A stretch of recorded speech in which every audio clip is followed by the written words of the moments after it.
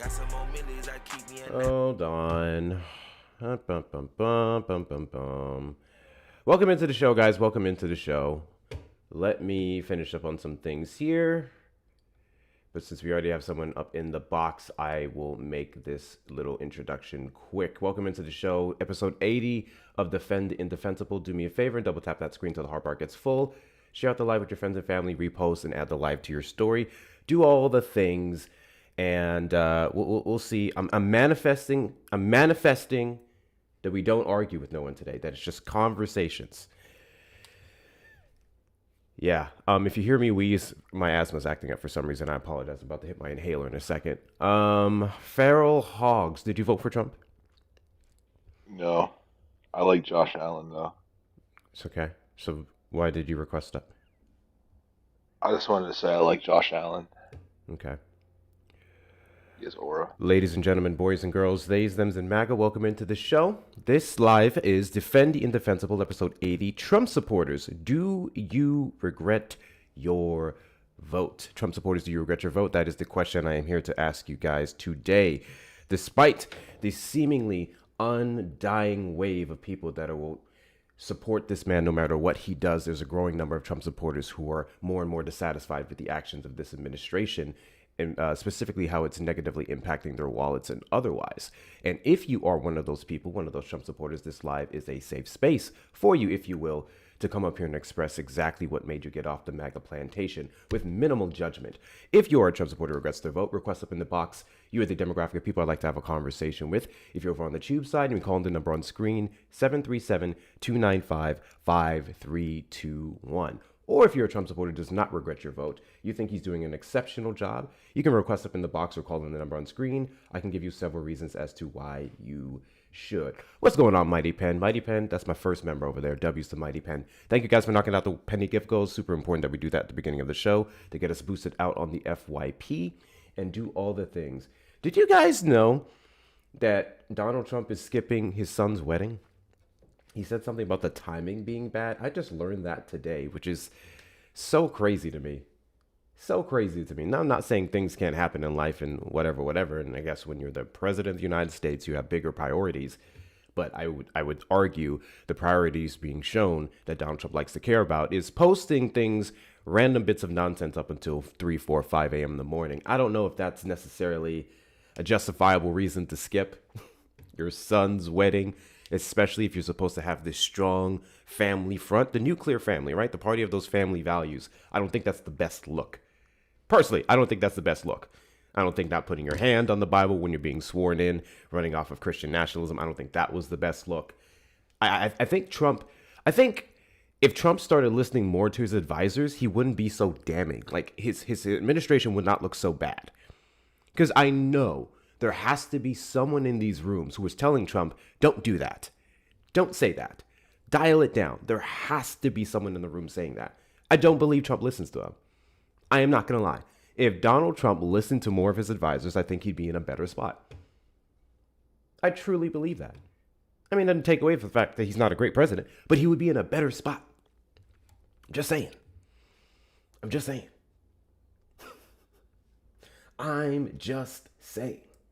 Like, who in the world told this man, seriously, serious question. Who in the world told this man to go ahead and say what he said on, what did he say? That one interview that he had where the interviewer asked him, how much do you care about the prices of like American gas and stuff with the Iran war? And he said, not really. Like, who told him to say that? Or better yet, the reporter who asked him a simple question about Iran, and then he called her an F and B. Like, you couldn't just wait until you were completely away from the cameras and the microphone to say that shit? It's insane. It's insane. Well, absolutely, the people around him are complicit, but they're still, I'm pretty sure they're saying something. Donald Trump just doesn't listen. That's well documented in his first administration and his second, that he really doesn't care much for his advisors. It's strange. It's very strange. Extremely strange. Trump relying on spies. I mean, there's something. There's something. Remember when we had that guy come up in the box and he literally said that it's not left versus right, it's up versus down. We are in a classist war of America, of the haves and the have-nots. And he's followed up with, I doubled down on my vote for a billionaire who aligned himself with the world's richest man to turn the election in his favor. You can't say in one breath that you care about classism, you care about people who have and people who don't, and then vote for the people who support the haves being put over the have-nots. That's not how that works. That's not how that works.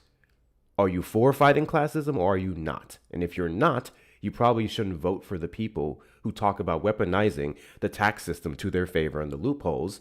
You can't talk about the person who is taking taxpayer dollars to fund all of his little whims and weasels, despite the fact that he's a little billionaire. Thank you so much, Erica, for the shell of a warrior gift. I appreciate you.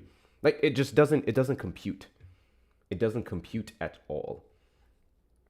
I do have this video I want to show you guys. I've been talking heavily about not only going into MAGA spaces, those of you who watch the MAGA hunting lives, but also this little burner account that I have on X specifically. I have a little burner account on X specifically, and I get a lot of MAGA content shared on there. And MAGA social media is a different world. First and foremost, there is a ton of AI. There is a ton of AI videos in MAGA social media. AI videos of people supporting Trump, AI videos of Kamala Harris on her knees doing certain things to certain Republican individuals, Donald Trump being presented as king and God and all authority figures. It's really weird. It's really weird. But I got this perspective from a content creator that I've been watching for some time, and I wanted to share that video with you on what he was able to view. Now, it does seem to be a little bit older because he was talking about newly elected Kash Patel, which it's been a year and a half now. But let me go ahead and put this up. I thought it was very interesting. I want you guys to see it. Let me put this up on the screen here. Make sure you get the likes up to 25K and beyond, guys. Engage with all of the engagement. Double tap that screen till the heart bar gets full. Send your daily heart me's if you have not already. Also, make sure that you're reposting the live and adding it to your story.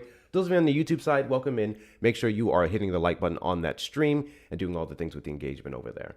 Hold on. Why is this doing this? Okay, here we go. And let me get the audio. Let me get the audio up for y'all. I'm going to restart it here. And okay. MAGA TikTok account so that I could understand what goes through the mindset of MAGA Republicans, what happens on that side of the political spectrum. It is pretty crazy over there, you guys. I'm not going to lie. But in the video I posted last week talking about me making this, a number of people went into the comment section and said, can you please make this a weekly series? So here is my new weekly recap from my fake MAGA TikTok account. Number one, they are obsessed with making content just celebrating the fact that liberals lost the election and that Kamala Harris lost the election. Like that part. How many times do you hear people request up not to engage with the actual debate, not to have a conversation about how Donald Trump is ruining the country, taking more money out of your wallet, so on and so forth? How many times do they come up just to say, y'all lost, liberals lost? Hold on. Call from Philip. Philip, you're on the line. Did you vote for Trump? I'm from Australia. I'm talking about Trump, but no, I'm not American. Gotcha. Trump supporters in the United States who voted in the 2024 election, request up in the box. You are the demographic of people I'd like to have a conversation with. If you are a non-voter in the United States, you will also be prioritized because we are trying to speak to you guys about midterm elections. But if you are not in the United States, no point in you speaking on American politics. Appreciate your support, but I could care less what you have to say. Cool, great. W's in the chat to, what is your username here? Why can't I read your username? Why can't I read your username? It's weird. Hold on a second. I literally can't read your username. Ah! W's in the chat to One Mighty Pen for the $2 super chat. Hawaii was hit by a 6.0 earthquake. Yes, I did see that. I'm not sure what the toll is or if there's a heavy death toll at all, but I'll get more into that in a second. Hawaii's getting cooked right now. But also, we do have a story to cover on Hawaii after we play this video.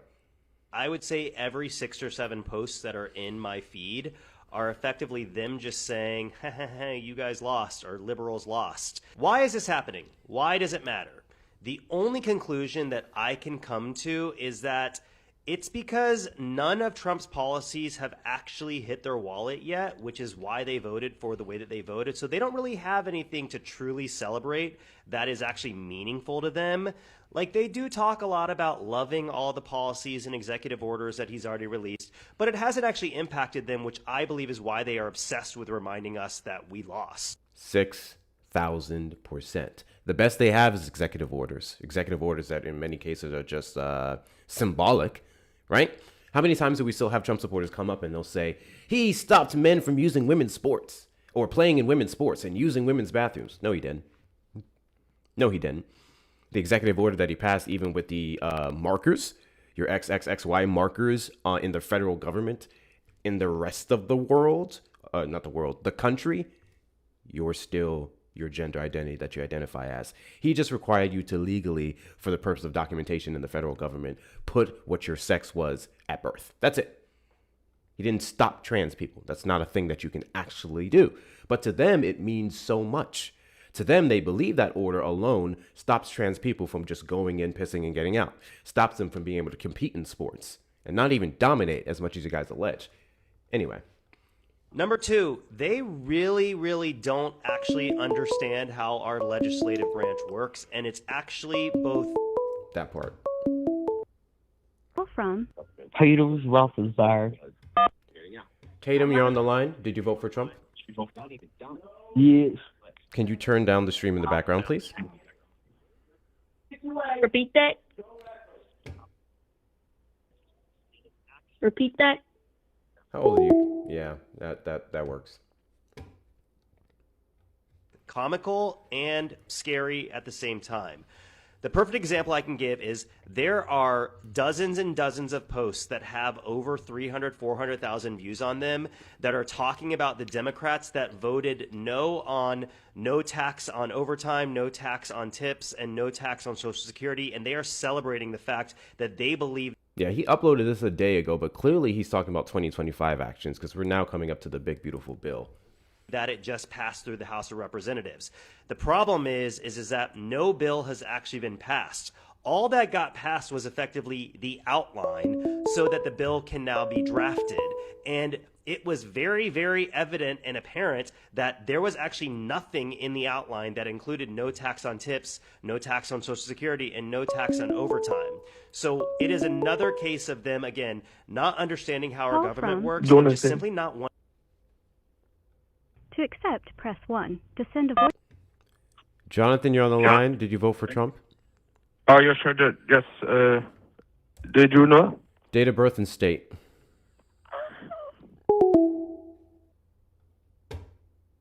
Okay. It's Weirdo Central today. Trump supporters request up in the box to you the demographic of people I'd like to have a conversation with. If you're over on the tube side, you can call the number on screen, 737-295-5321.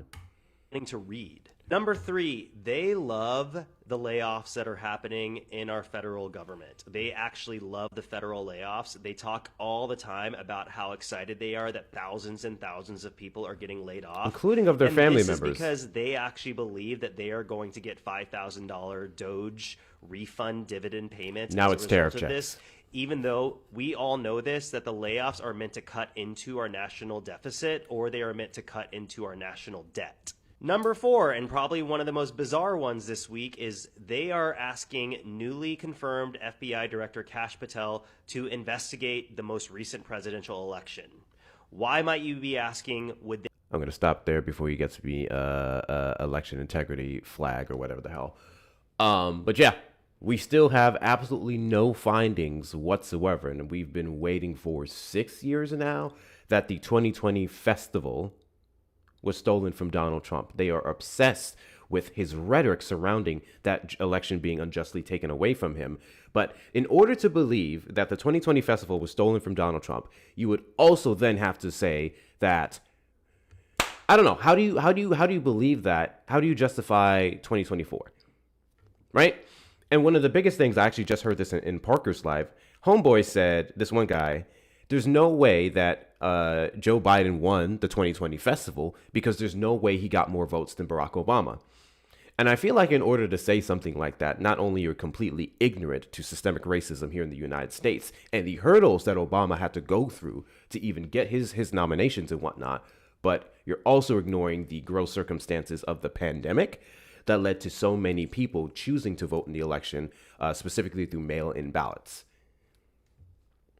I don't know how those two things, how you ignore those two factors on why Joe Biden would have gotten more. Friendly reminder, he's also just like a white dude. I mean, duh, he was going to get more than Obama. Obama had the charisma, but also we're literally right now paying, I would argue, for the consequences of Obama winning the 2008 and 2012 election. I truly believe that. I believe Republicans came out the woodworks and made us pay for that election, for those two elections. I fucking love Trump. Okay, Mississippi, you can call in and tell me why you love a man who is quite literally making the country worse. You can just do that. You can just do that. Or you can keep keyboard warring it. That's perfectly fine too. Partially responsible, yes, but Heritage has been working towards this since before Reagan. Well, the Heritage Foundation, in terms of working towards this specifically, no, they've had a Republican agenda, of course, for some time. They've been working since the 60s, 70s. But I wouldn't necessarily say like Project 2025 was on their agenda, although this was the second draft specifically. It was just different years that they had in the past. Even then, I guess there was a time where even we could say the Heritage Foundation wasn't even that far right, but that's a separate conversation. In fact, one of my mutuals is going to get a video put up about that in a moment, I'm sure. Okay, this guy's rambling. Okay, you can keep doing that. Any cases, Trump supporters request up in the box. You are the demographic of people I'd like to have a conversation with. If you regret your vote, don't worry. You don't have to stay in the comments and listen in shame. The whole point of this live is to speak to you. The whole point of this live is to have those conversations about what made you decide that enough was enough. You don't have to feel shameful in this live. We host these with minimal judgment. The reason for this is so that you can express your opinions. I promise you, you'll be fine. Now, if you're a Trump supporter who does not regret their vote, which I would argue that number is very small and very slim, then you can tell us why too. I don't know. I don't know what the point of the whole snowflake thing is. I don't know what the purpose of that is. Thank you guys for knocking out the gift goal. Make sure you continue to knock those out. Send your daily heartbeats if you haven't already, and repost ad to your story. Speaking of Hawaii, obviously we just talked about the earthquake, but they're also able to do something that was to a workaround Citizens United. I'm not sure how many of you guys have heard this, but fun fact, Hawaii just passed a law, like passed House, Senate, it's currently into law, that is going to be a workaround for Citizens United. And this law is meant to reduce or restrict the state's ability to cooperate with so much money being thrown into our politics. Unfortunately, the ballot has not passed. They're working on the ballots in many other states, but it hasn't passed in other states. But here in Hawaii, Hawaii was able to pass this. I'm going to go ahead and put it up on the screen for you guys to read, because this shit is dope. This is a great start. W Hawaii, because this is a great start. New legislation signed into law on Thursday bans corporations from political spending in Hawaii. Proponents say the law circumvents Citizens United, the 2010 U.S. Supreme Court decision that ruled limiting corporate spending on political broadcasts was a violation of the First Amendment. Hawaii is the first state to enact such a law, but over a dozen others, including California and Montana, are working towards similar legislation. Aloha states SB 2471, once again, that's SB 2471 if you wanted to look it up, states that because governments grant a corporation its powers, Hawaii can simply decline to grant the power to spend on elections. The new law goes into effect on July the 1st, 2027. Damn, why does it take so long? I imagine that's something you'd want going like right now. Can you imagine how much that would impact the midterms? When did Hawaii have their primary? Hold on, hold on. Let's see. 2026. All my elections. Oh, snap. So August. So yeah, they have a late primary. So their primary is in August and the general's in November. Can you imagine if this passed and took effect July of this year? I don't know why it took so long. I'm actually kind of disappointed in that. But at least it's on the books. It's legislation. Legislation takes some time to pass through, but at least it's on the books. Yeah, we did this. Name of the nonprofit organization involved in the case. The court's ruling stated that limiting corporate funding of independent political broadcasts was a violation of the First Amendment. The case opened the door for corporations and unions to spend unlimited funds on an election, so long as they don't donate directly to political campaigns. In practice, that translates to funding organizations not affiliated with a candidate, often in the form of a TV ad. The source of those funds is often unknown, preventing voters from understanding who is promoting a given political message. Following the Citizens United decision, this is something that a few content creators talked about, and I was able to verify. The reported independent expenditures of outside groups grew from $144 million in 2008 to $4.21 billion in 2024, as reported by campaign finance watchdog group Open Secrets. This is the reason why not only do we not need to give any of the people in Congress or the Senate a fucking pay increase, but also showing just how much our elections are bought and sold. And then I believe the most substantial contribution, specifically on the Republican side, was done in 2024 to Donald Trump. You're going to hear the talking point, well, Donald Trump, he spent less than Kamala Harris. Kamala Harris wasted over $1 billion, blah, blah, blah. They don't have accurate numbers for that, by the way.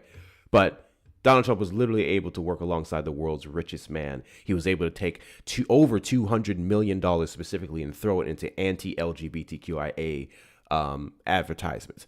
He was able to put out the ridiculous stuff with the military, sponsor all of these random freaking podcasters. We see the rise of individuals like Nick Shirley and stuff like that because of 2024.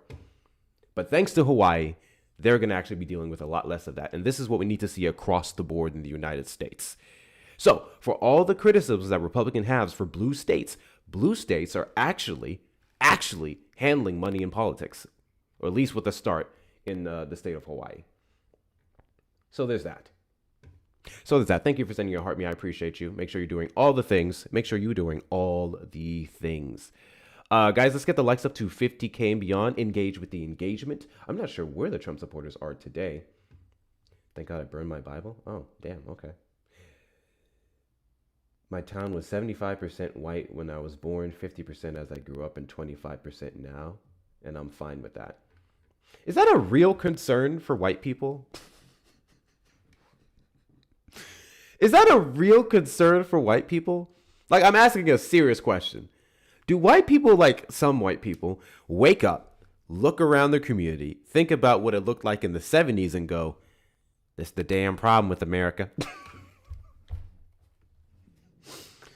I used to wake up and smell McDonald's, burger, and fries. Now I smell shawarma. Now I smell shawarma and kung pao chicken. And I don't like it. I want to go back to Greece. Grease and grits. I'm just saying. Is that a real thing that concerns people? WCU, Tyler. But is that a real thing that scares people? Flavor, seasonings. Does that scare people? I don't know, man. I don't know. I have questions. Grease and grits. Grease and grits 2024. That was basically on the ballot. I just want to point that out. Grease and grits 2024 that was the Trump campaign. That was the Trump campaign. It was grease and grits, bro. The 80s was a better place. I love it when people say this time was a better place and that time was a better place, because it tells me exactly what your race was. It tells me exactly what your race was, by the way. It's an easy way to answer that question. Thank you, Greasus, I guess. Shrimp and grits. So, okay. Personally, I'm not a fan of grits. But then again, I've been told time and time again that I haven't had the right grits, and I'll take that. I'll take that. I probably just haven't had the right grits. But one time I had it. Some people say you shouldn't have grits sweet. That's the first time I had it. It tasted weird. It's supposed to be salty, I guess. When I say salty, I don't mean too much salt. I just mean salted. Excuse me, that's the correct word. Salted. I love grits. I legit just yelled, "You haven't had the right kind?" Yeah. Yeah, it's supposed to be savory. That's what everyone keeps telling me. That's literally what everyone keeps telling me. Oatmeal's supposed to be sweet. Grits is supposed to be salty. I'll take it. The texture is a thing for me, but it could be about the flavor. It could be about the flavor. You need some of my grits, Miss Donna. You probably make fire grits. I'm not even gonna. I believe you. I believe you. You probably make fire grits. I ain't gonna lie. I ain't gonna lie. I am not going to lie. If you guys are over on the tube side, make sure you hit the like button on the stream, subscribe, and turn on notification bells while we are waiting on the Trump supporters. Those of you who want to support the platform, you may send a super chat or a super sticker. The link in the description of the stream is going to take you to all the other social media platforms, such as TikTok, which we're streaming to, and dual streaming over to the YouTube, Instagram, where I post the videos I put up here alongside the shorts. You can also become a member now. So those of you who would like to become a member and support the stream that way, please be sure to hit that member button, and we appreciate your support. Those of you over on the TikTok side, hit the links up in the bio for following me on all the social medias, join the Discord community, to which we are over 700 members strong. We got to do a movie night soon. We'll get to that in a bit. I think we're going to do The Menu, or I've been thinking about Nolan recently. There's a Christopher Nolan movie that I have not seen. Hold on. I put it down on the list. Insomnia. I just found out about Insomnia recently, and I thought for some reason one of his oldest movies was Memento. And I just found out about Insomnia. I've seen Memento. I haven't seen Insomnia, so I actually do want to watch that. I think we're going to have a movie night for that. Anyway, join the Discord. Check out the shop where you can get yourself some merchandise. Use the discount code WeAllWin for 10% off at hectorshops.com with 2 R's. And then finally, you may donate directly to the links in the bio. Insomnia is amazing. Everything Christopher Nolan touches is amazing. The Odyssey is July, Wizard. Yeah, The Odyssey is July. I am trying to see that in IMAX. Damn, now I want to make shrimp grits. Buttermilk on low heat with butter salt and a pinch of pepper. Add cheese for some razzle dazzle. Ew. I'm not the biggest fan of cheese. I try to avoid cheese. Some of y'all is weird for liking grits. Again, maybe you just haven't had the right ones. You could have just not had the right grits. That's where I'm leaving it right now. There are things I know for sure I just don't like. But I've ruled out. This is a funny ad. Hold on. Hold on. I'm on the New Hawaiian Law site. Look at this ad. Oh, poor John Cornyn. John Cornyn is cooked, by the way. I just want to let y'all know. John Cornyn is cooked. He's not winning. Anyway, we have someone in the box. John Cornyn is cooked.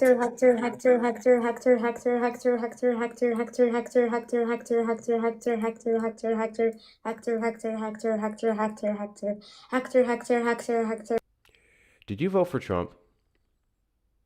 Yes, I think his ideology fits my ideology the You're most. a child. I'm gonna need you guys, especially you Republican parents, right? Aren't Republicans the party of let kids be kids? And these are the same people who don't have any parental locks on their kids' phones, on their tablets, nothing. Aren't y'all supposed to be protecting your kids, letting them be kids? Check their shit, bro. Check their shit. What are we doing? Trump supporters request up in the box. You are the demographic of people I'd like to have a conversation with. If you're over on the tube side, you can call the number on screen, 737-295-5321. Emmy, welcome to the Discord. Make sure you follow the prompts so you can have access to the rest of the channels. Biggie, did you vote for Trump?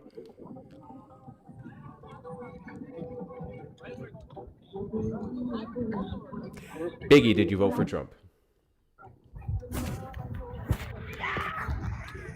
I don't think Biggie meant to request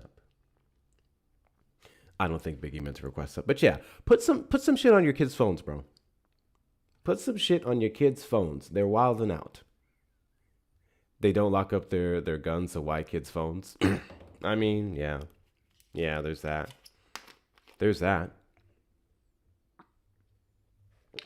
I wish they locked up their guns as much as they lock up their brains.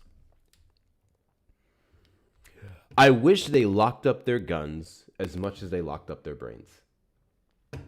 Imagine a world. Imagine that world. They're too busy keeping their brains in the box. You can't think this. You can't think that. Don't even entertain this thought and idea. None of that. Don't do that. No, that's bad. But then when it comes to their guns, I should be able to have it wherever I want, and it should be loaded with all the ammo. Make it make sense. Make it make sense. It doesn't. It doesn't. I wish they avoided buying guns like they do books. That part.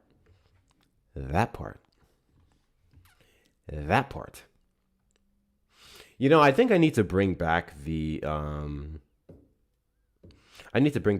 Trump is a sexist live, because there's been so much shit happening recently that it's just been solidifying what we've known for some time. Donald Trump and the administration doesn't care about women. There was the SAVE Act. There was the reductions in funding for a career that's predominantly taken up by women in nursing, the declassification of the importance of it, that you can get federal grants. There was the way he's continuing to talk to reporters. I don't know. It doesn't make any sense. It doesn't make any sense. We are Charlie Kirk. Anyways, YouTube mods, you guys have my full authority just to go ahead and mute the chirpers. Just shut them up. Just shut them up. There's a whole call-in number there. If you're going to say that I'm lying, if you're going to say I'm wrong, if you're going to say what I'm saying makes no sense, tell me how. This is a back and forth discussion. This is a give and take. Give and take. There's not much I can do with your keyboard worrying comments, okay? You should call in, Wendy. Please call in. We are Nemo. Where are these children? I don't know. That's the third one. That was the third child today. Third child today. Anyway.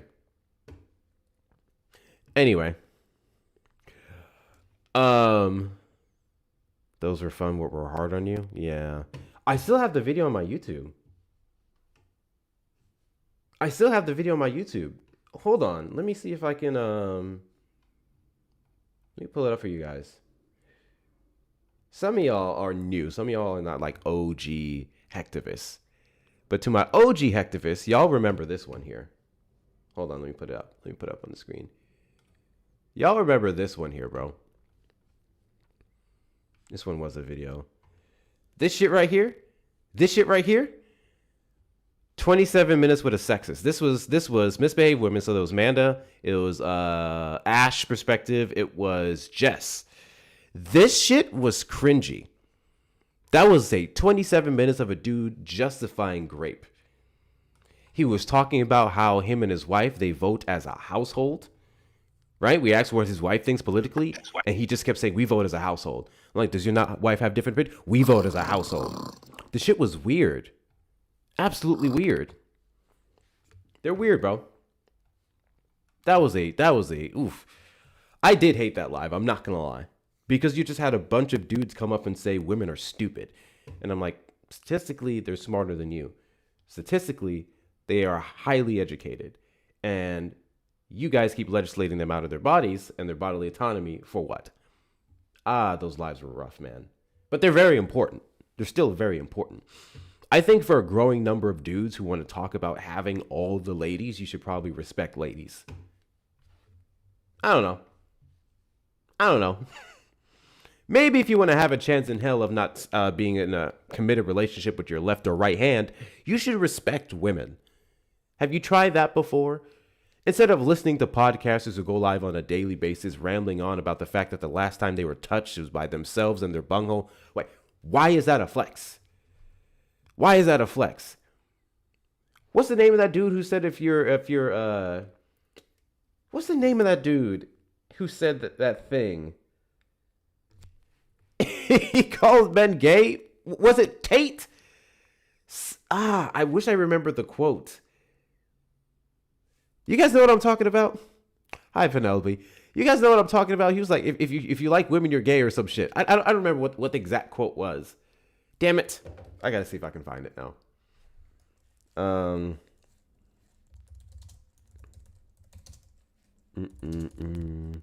I gotta find the quote now, bro. Ben Shapiro? No. Not Ben Shapiro. It wasn't Ben Shapiro. I don't remember if it's Fuentes or Tate.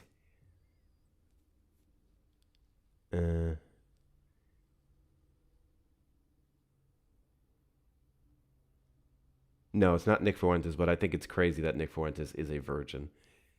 A virgin who finds women annoying. It was Tate. That's what I was thinking. It had to be Tate. I'm trying to remember the exact quote. Let me find it. Fuentes is weird too. Jesus Christ. Yes!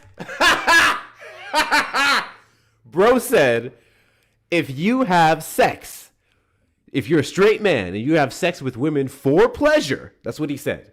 For pleasure, you're gay.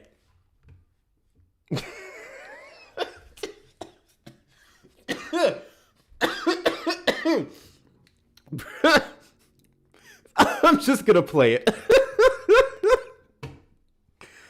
I'm just going to play it. Better yet, I think it was. It may have been a post that he made on social media. I don't know if it was like in an interview or whatever. Yeah, on social. Okay, this guy's gonna cover it. Fuck it, we'll play it here. We'll play it here. Let me play this over. Hold on. Knew we'd get there eventually. It is gay to be straight. Sex is for making children. Got it. Okay, this is the post here. Sex is for making children. Any man who has sex with women because it quote unquote feels good is gay. Oh, my pee-pee feels good. This is great. In fact, if you are 40 with less than 5 children, you're probably gay. All that feel good pee-pee, he's covered this part. Children. Any man who has sex with women because it feels good is gay. Oh, my pee-pee feels good. This is great. In fact, if you're 40 with less than 5 children, you're probably gay. All that feel-good pee-pee sex and hardly any genetic legacy. Satire is dead, and Andrew Tate is the one who put the nail in the coffin. Also, Andrew Tate is 37, so by his own logic, he has 3 years to produce 5 children, or else he is... I knew it. This is the people they're taking advice from. This is the people they're taking advice from. This is the guy who Donald Trump tried to bring back to the United States after he was had those charges for sex trafficking. This is the guy who tells you you're out here having sex with women because you like it. Gay. Man, if that makes it, call me a flaming flamboyant homosexual, bro. I am a flaming flamboyant homosexual. I don't know what else to tell y'all. I don't know what else to tell y'all. I don't know what else to tell y'all, bro. But yeah, that is conservatives. That is right-wing media for you. These are the people that they look up to. Call from Trey. Trey, you're on the line, agent state. Oh, yeah, 1 second. 22, California. Date of birth. What? Date of birth. Hold on, I'm cutting out. It doesn't take that long for you to remember your age. Literally just a bunch of goddamn kids. They do always crash Grindr. Yeah. Speaking of, if you guys go to my friend Erica's website, I'm not sure how many of you guys have seen it. She has a new shirt on there. It says when the GOP is in town, Grindr is down. That's on a shirt, bro. She's selling it. What does that make me? Super gay? Malibu, if there's a gay meter, bro, and this part right here is like the red, you're like, you broke it, bro. You broke it. You're out here having sex for pleasure. You broke the gaydar. Like, I've never met anyone more gay than you, bro. It's crazy. call from Daniel. Daniel on the line. Did you vote for Trump?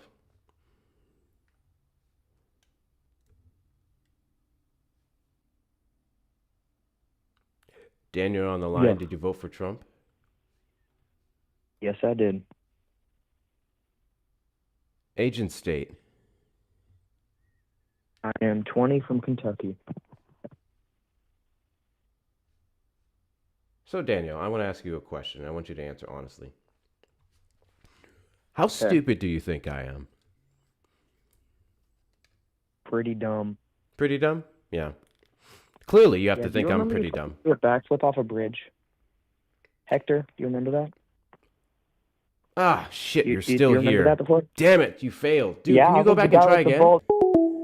So first off, that's the same person who just called and said they were 22 from California. Now he's 20 from Kentucky. And apparently he's hot and bothered because he was one of those people that called in weeks ago. I don't remember when. And I told him to do a backflip off a balcony. Clearly he didn't listen. And it's kind of disappointing. Like, we already know you're a failure at life. How are you going to fail at that too? Can't you do one thing right? Go back to the bridge, do the backflip, succeed. Make your mother proud. What are we doing? What are we doing? Succeed.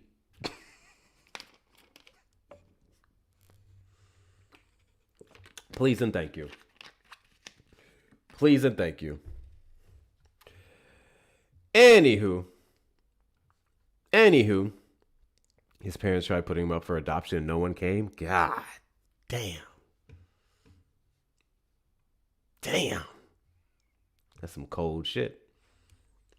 Anyone born after 99 is lost. I'm 98, so I'm all right. I'm right there. I'm 98, so I'm all right. I barely missed it. What's going on YouTube? Hold on. Is Wizard the only mod?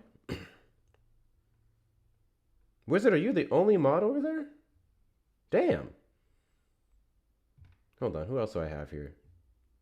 Miss Donna, you want to be a mod? There you go, Miss Donna, you're a mod. Rules are simple. I don't care if they call me names. I don't care if they talk shit about me, so long as they're not using any of the isms, and spamming and slurring. I don't give a shit. There you go, you're a mod. Thank you so much, Miss Donna, I appreciate you.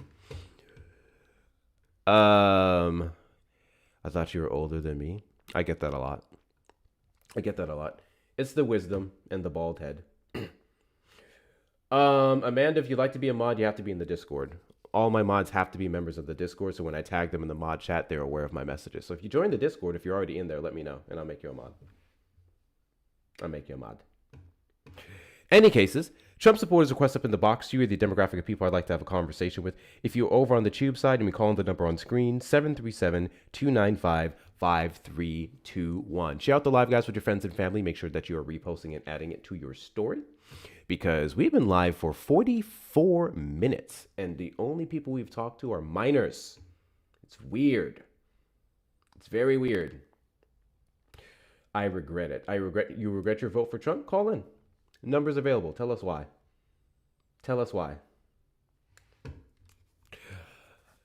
Yeah, taps, literally, we're not even at 100K. The taps are horrible. Oh, Amanda, you're in the Discord. Okay, I got you. I thought it was a different Amanda. I know too many Amandas. That's the problem. There you go. You're a mod, Amanda. Hector's older than my oldest sibling.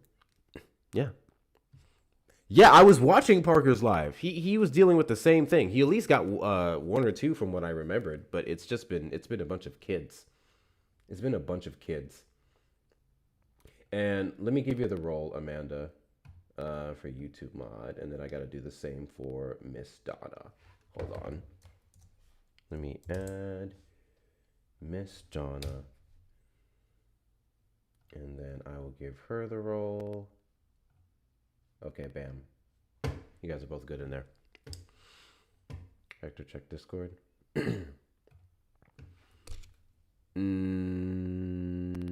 What happened? Is this today? Oh, yeah. This was 22 minutes ago. Donald Trump is rambling on Truth Social again. Let's see what he had to say. This was 22 minutes ago. Excuse me. I'm in the Oval Office at the White House where we just had a very good call with President Mohammed bin Salman. I like salmon. Do you like salmon? Salmon's the greatest. I love me some salmon. I love a particular bit of tartar sauce on the salmon. The one from McDonald's, because McDonald's makes you invincible. Or of Saudi Arabia, Mohammed bin Zayed Al Nahyan. First off, he would butcher all of those, but whatever. Of the United Arab States. I'm sorry, not the United Arab States. The United States, Emirates States. How do we say that? Emirates. I'm just going to say the United Arab States.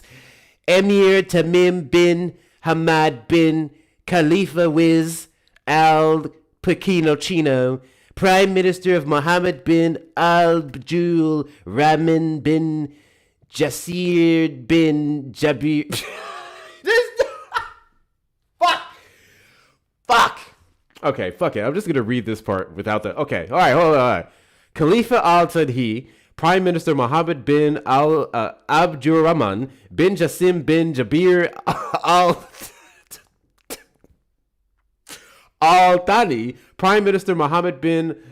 I read that part. And Minister Ali al-Tawadi of Qatar, Field Marshal Saeed Asim Munir Ahmed Shah of Pakistan, President Recep Tayyip Erdogan of Turkey. Fuck! President Abdel Fattah el-Sisi of... What the fuck is the point? I'm skipping all this. I'm skipping this. Fuck it. I'm skipping all this.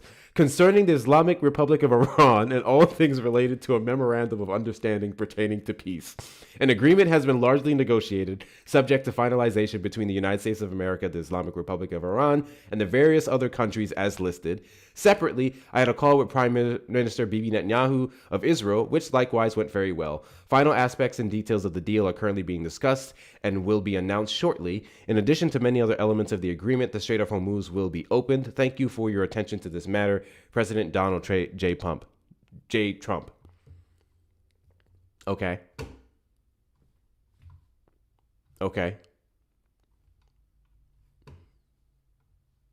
What is the significance of this? Just another... Plump is right? Yeah. Just another conversation? The Strait of Hormuz will be opened? Yeah, I've heard this before. How many times have we heard this before, guys? I remember hearing it on February 29th, the 30th, March the 1st, 2nd, 3rd, 4th, 5th, 15th, 30th, April 15th, 17th, 19th, May 7th, 11th. And what are we doing? Just a whole lot more broken promises and a whole lot more talks and deals which mean nothing. Guys, Donald Trump talking about him having conversations with people means nothing because he walks it back almost immediately afterwards. No, I did not count all of those dates. Some of them I remember specifically. The rest I made up. I just said shit. But no, how many times does he consistently say, we're doing this? No, I don't feel like it anymore. We know he goes off of his feelings because when he was asked specifically when we would know to pull out of Iran, when we'll know that the job is done, he said, when I feel it in my bones. Could you imagine if Sleepy Joe Biden, any of his actions as president from 2021 to 2025, upon being asked, when are the gas prices going down? When are we going to get some more access to affordable health care? When are we going to revamp Medicaid? When are we going to address maternal mortality? When are we going to go about student loan forgiveness? And this man said, when I feel it in my bones. Right-wing media would have been all over his ass because they get on him for every other thing. But for some reason, when it's Donald Trump says it, his bones make sense. When Donald Trump says it, feelings are everything. You guys are the first to say Republicans or leftists only have feelings. Republicans have facts. Cap. But whatever. You guys are the only group of people that are stuck on their feelings and only their feelings. Because if you actually lived in reality like the rest of us, we would be having very different conversations about the big, beautiful bill. We would be having very different conversations about the 1.8 billion slush fund. We'd be having very different conversations of the fact that the FDA, or he's directed the FDA, Donald Trump, to deregulate, I believe specifically 7 to start off with, forever chemicals that's being put in our water. California will keep theirs because, again, blue states are doing better to protect Americans than the federal government right now. But federally, we're deregulating more forever chemicals going in our water. Make it make sense. Make it make sense. Mind you, they ran off of MAGA. I'll never forget that. Make America healthy again. What have they done to make Americans healthy again? So let's do this. Let's do the regular prompt. Trump supporters, if you are a Trump supporter who regrets their vote, request up in the box. If you do not regret their vote, I can give you several reasons as to why you should. There's a call-in number over on the YouTube side, 737-295-5321. And then we're going to do an invisible prompt. The invisible prompt is, what has Donald Trump done to make Americans healthy again?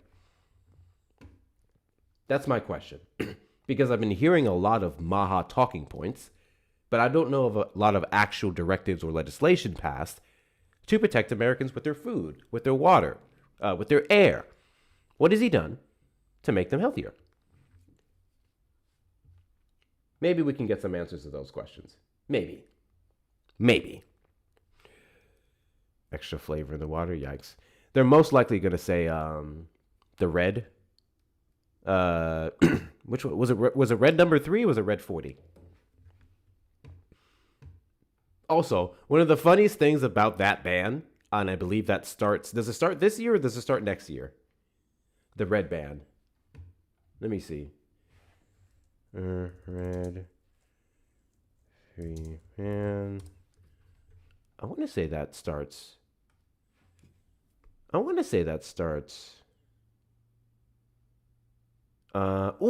got it. So by 2027, in food, number 3, red dye number 3 in food and ingested substances will have until January 15, 2027 or the 18, 2028, respectively. Why are they so different? Hold on. What? This is a whole year apart. Look at this. Look at this. Manufacturers who use FD&C red number 3 in food and ingested substances will have until January 15, 2027 or January 18, 2028, respectively, to reformulate their products. Other countries still currently allow for certain uses, blah, blah, blah. However, foods imported to the U.S. must comply with U.S. requirements. So yeah, that includes our imported foods as well. So we have a few more months or January 18, 2028. So we're giving them a whole year window for some reason. So yeah, this takes place next year, minimum. Next year, minimum. So I heard that a lot. Look, he banned this and it's tied to this and it's tied to that. Okay, cool. Anything else? We're going to talk about the other dyes, red 40. No, we don't care about that. We don't care about that. That's fine. That's fine.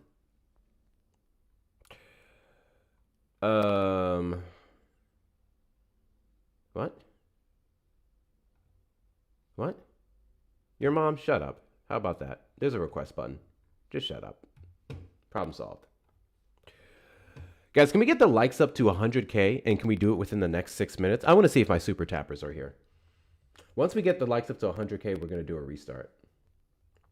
Once we get the likes up to 100K, we're going to do a restart. If we don't, I don't know what to tell y'all. I don't know what to tell y'all. No idea what to tell y'all. No, the country's red 40 goes by different names. Yeah. But it'll be based off the properties, right? It'll be based off the makeup. I don't imagine it's going to be something where you can say red 3 in the United States is banned and then they can import it, but they just change it to red 39 and then all of a sudden it's allowed. I hope that's not the case, to where a different country can just rename their dye that has the properties of red dye number 3 and then bam, that's the loophole.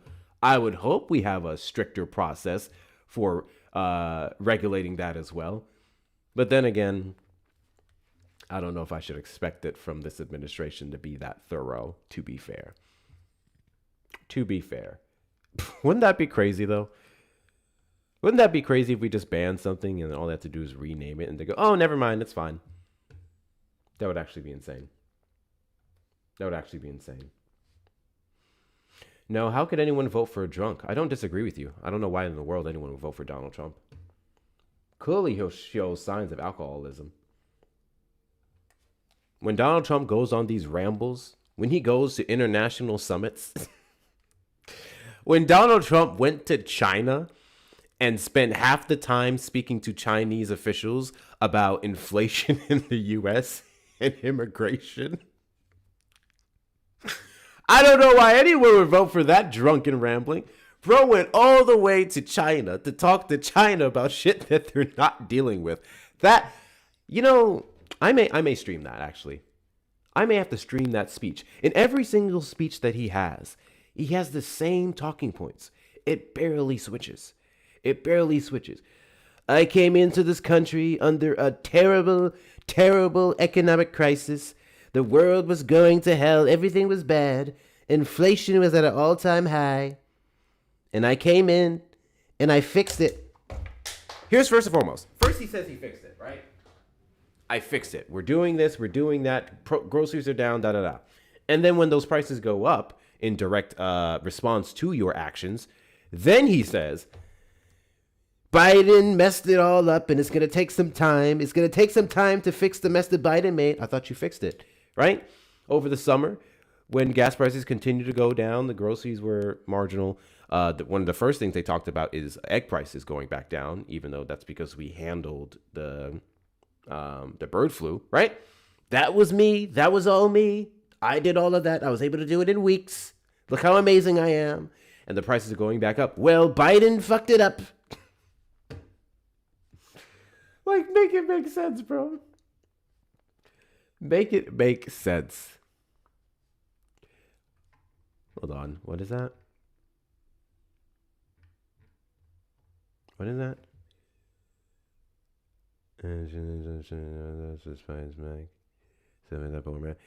You know, again, I don't have much strong feelings about Biden, but I don't know. It pains me how much I have to defend him. It actually pains me how much I have to defend him. You ever had that person in your life that you really didn't fucking like? You're like, he's all right, blah, blah, blah. I don't really fuck with him. But people were just saying such gross things about him. It's like, well, hold on now. I'm not saying the guy is this, but he's definitely not that. I'm not saying Biden was the greatest president we've ever had, but he certainly wasn't the worst. What are we doing? What are we doing? They're so desperate, too. They have to grasp at straws. Biden showered with his daughter because of an alleged section of a diary that was planted by a Project Veritas person who's been prosecuted and is serving time for it, right? We're going to hyper-focus on that, but then we're not going to talk about Donald Trump's mentions in the Epstein files. We're not going to talk about him saying he's going to date a 10-year-old girl in 10 years. The consistent amount of times that he called his daughter hot. Hot. If she wasn't my daughter, I would what? I don't know what's more gross and pedophilic than that. I truly don't. I truly don't. Right? Like, is that not a red flag? And the biggest thing to me is them saying stuff like, I would never say anything like that, but he was still not wrong in what he said. Okay, then why wouldn't you say it? A lot of Trump supporters would not say half the shit that Trump would say. And then there's the other half of Trump supporters who would go further, to be fair. But there's a lot of Trump supporters who themselves would not say the things Trump says. And if that doesn't tell you everything you need to know, I don't know what does. I don't.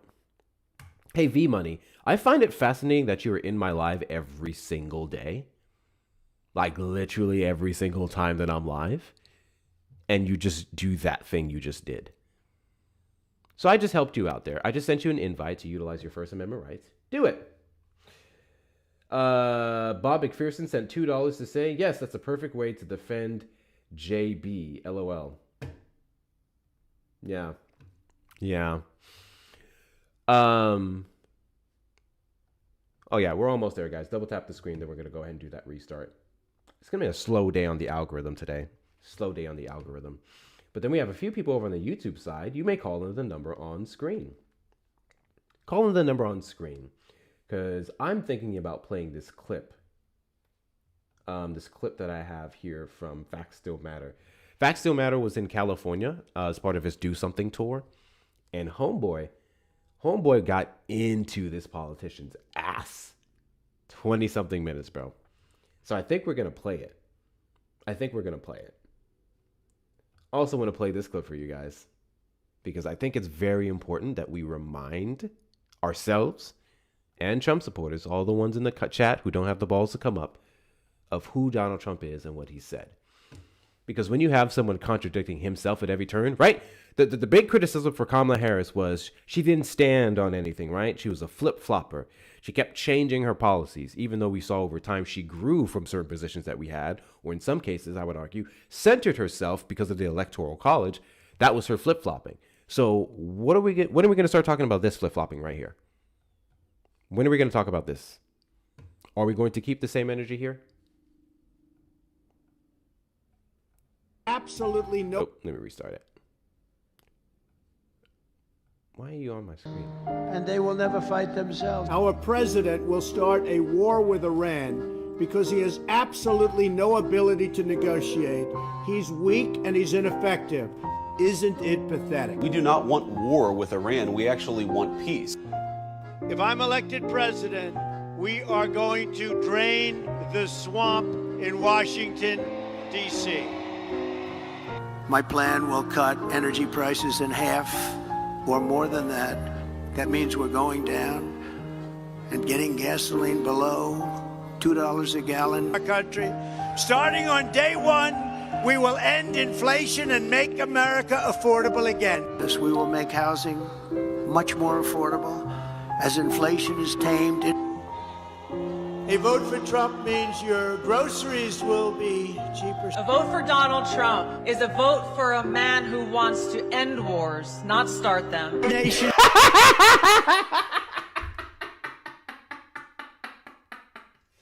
That one's especially funny. Where's Tulsi Gabbard now? Where's Tulsi Gabbard now? Oh, Tulsi. Oh, Tulsi. I don't even have to play it. We've all seen the 2020 footage of her campaigning against Donald Trump because of her fear of him starting a war with Iran. Right? Right? And then he did. And then in her Senate accountability hearing, you know what they fell back on? I'll never forget this shit.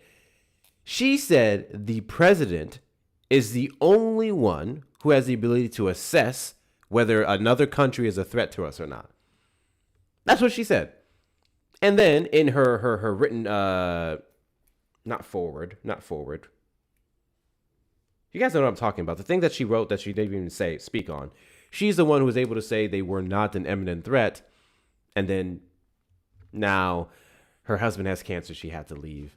I think that man had cancer for some time. I think he was doing whatever he was doing beforehand. This was just a way to exit herself out. They learned from their first term. They saw from their first term that the turnover rate, that Donald Trump firing people that he ran off of saying was the best of the best and was going to get the job done, wasn't the best look. That's now why we're seeing excuses being made. Written testimony, thank you. Her excuses being made, right? It's family member thing. It's because I'm giving them a better job. As I believe Kristi Noem was special envoy of... We cover this, man. It's special envoy of some department he literally made up that day on Truth Social. Pam Bondi is now going back to the private sector. That shit was funny. The labor secretary. I thought she resigned though because of allegations of fraud. Let me see. I think that was different because Erica was the Bureau of Labor Statistics commissioner. Erica something. She was fired by Trump, but there was one I believe who resigned because of fraud. Let's see.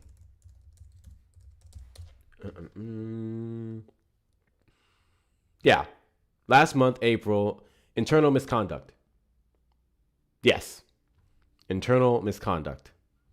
So she resigned based off the allegations that came out. Joe Kent? Well, Joe Kent left. Joe Kent left. And the reason why I'm talking about these people specifically, and we can go back again into like the Bureau of Labor Statistics Commissioner, Pam Bondi, Kristi Noem, Tulsi Gabbard, this lady, I'm always going to butcher her name, Lori Chavez de Raymer, is because they've been the first to go. It's been women for the most part. It's been the first to go. Joe Kent resigned on his own. He got sick and tired of watching Donald Trump cape for Israel. He left on his own. The rest of these women, I do not believe they left on their own.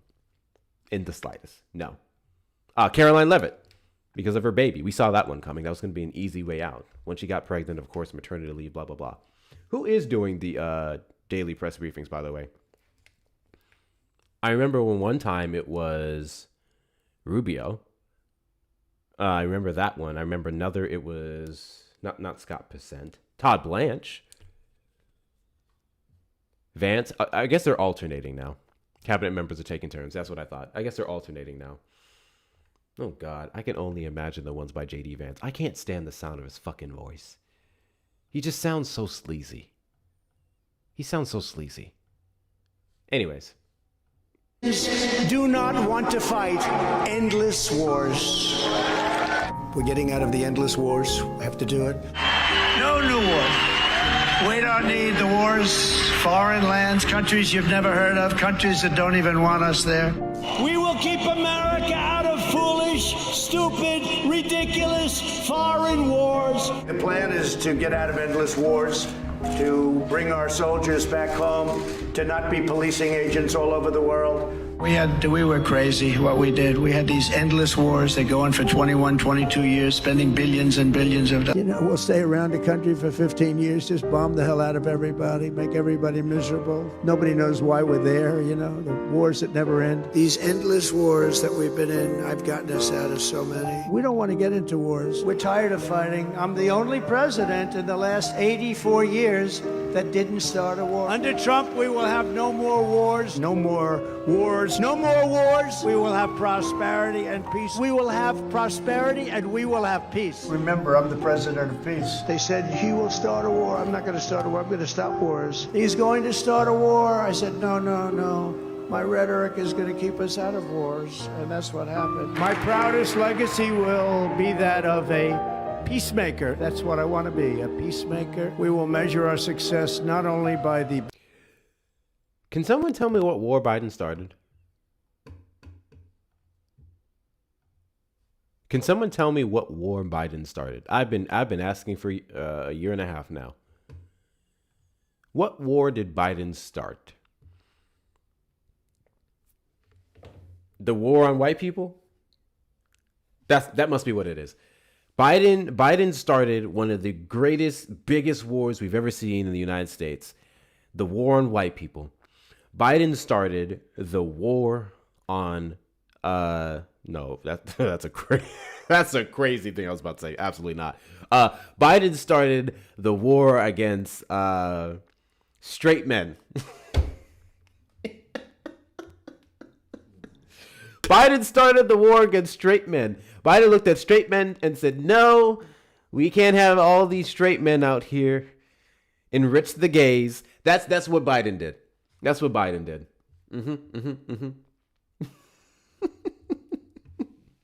The war on Harley Davidson. The war on American manufacturing. Sure. That's what Biden started a war on. W's in the chat to Priscilla for the $1 Cash App. Oh, shit. I lost it.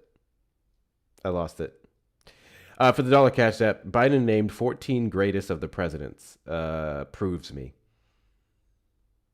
Biden named 14 greatest of the president proves me.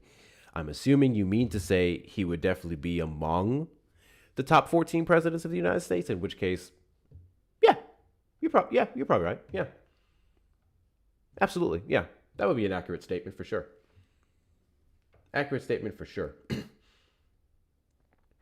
Biden quite literally pulled us out of a war. And then you guys demonize him for that too, because of some slip-ups, in part because of the Trump administration. I think Biden winning against Trump started the war against Biden. The war of that dress being yellow and gold or blue and black. Don't get me started on that shit, bro. Don't make me do it. Both parties are awful and politics are toxic as fuck. That's such a stupid thing to say. I'm so tired of you guys excusing the Trump administration, excusing your support from him with both parties are this and both parties are that. Can you tell me what's toxic about voting on behalf of affordability? What's toxic on voting on behalf of healthcare access? What's toxic on voting on behalf of equitable civil rights across the board for all groups of people. There's nothing toxic about that.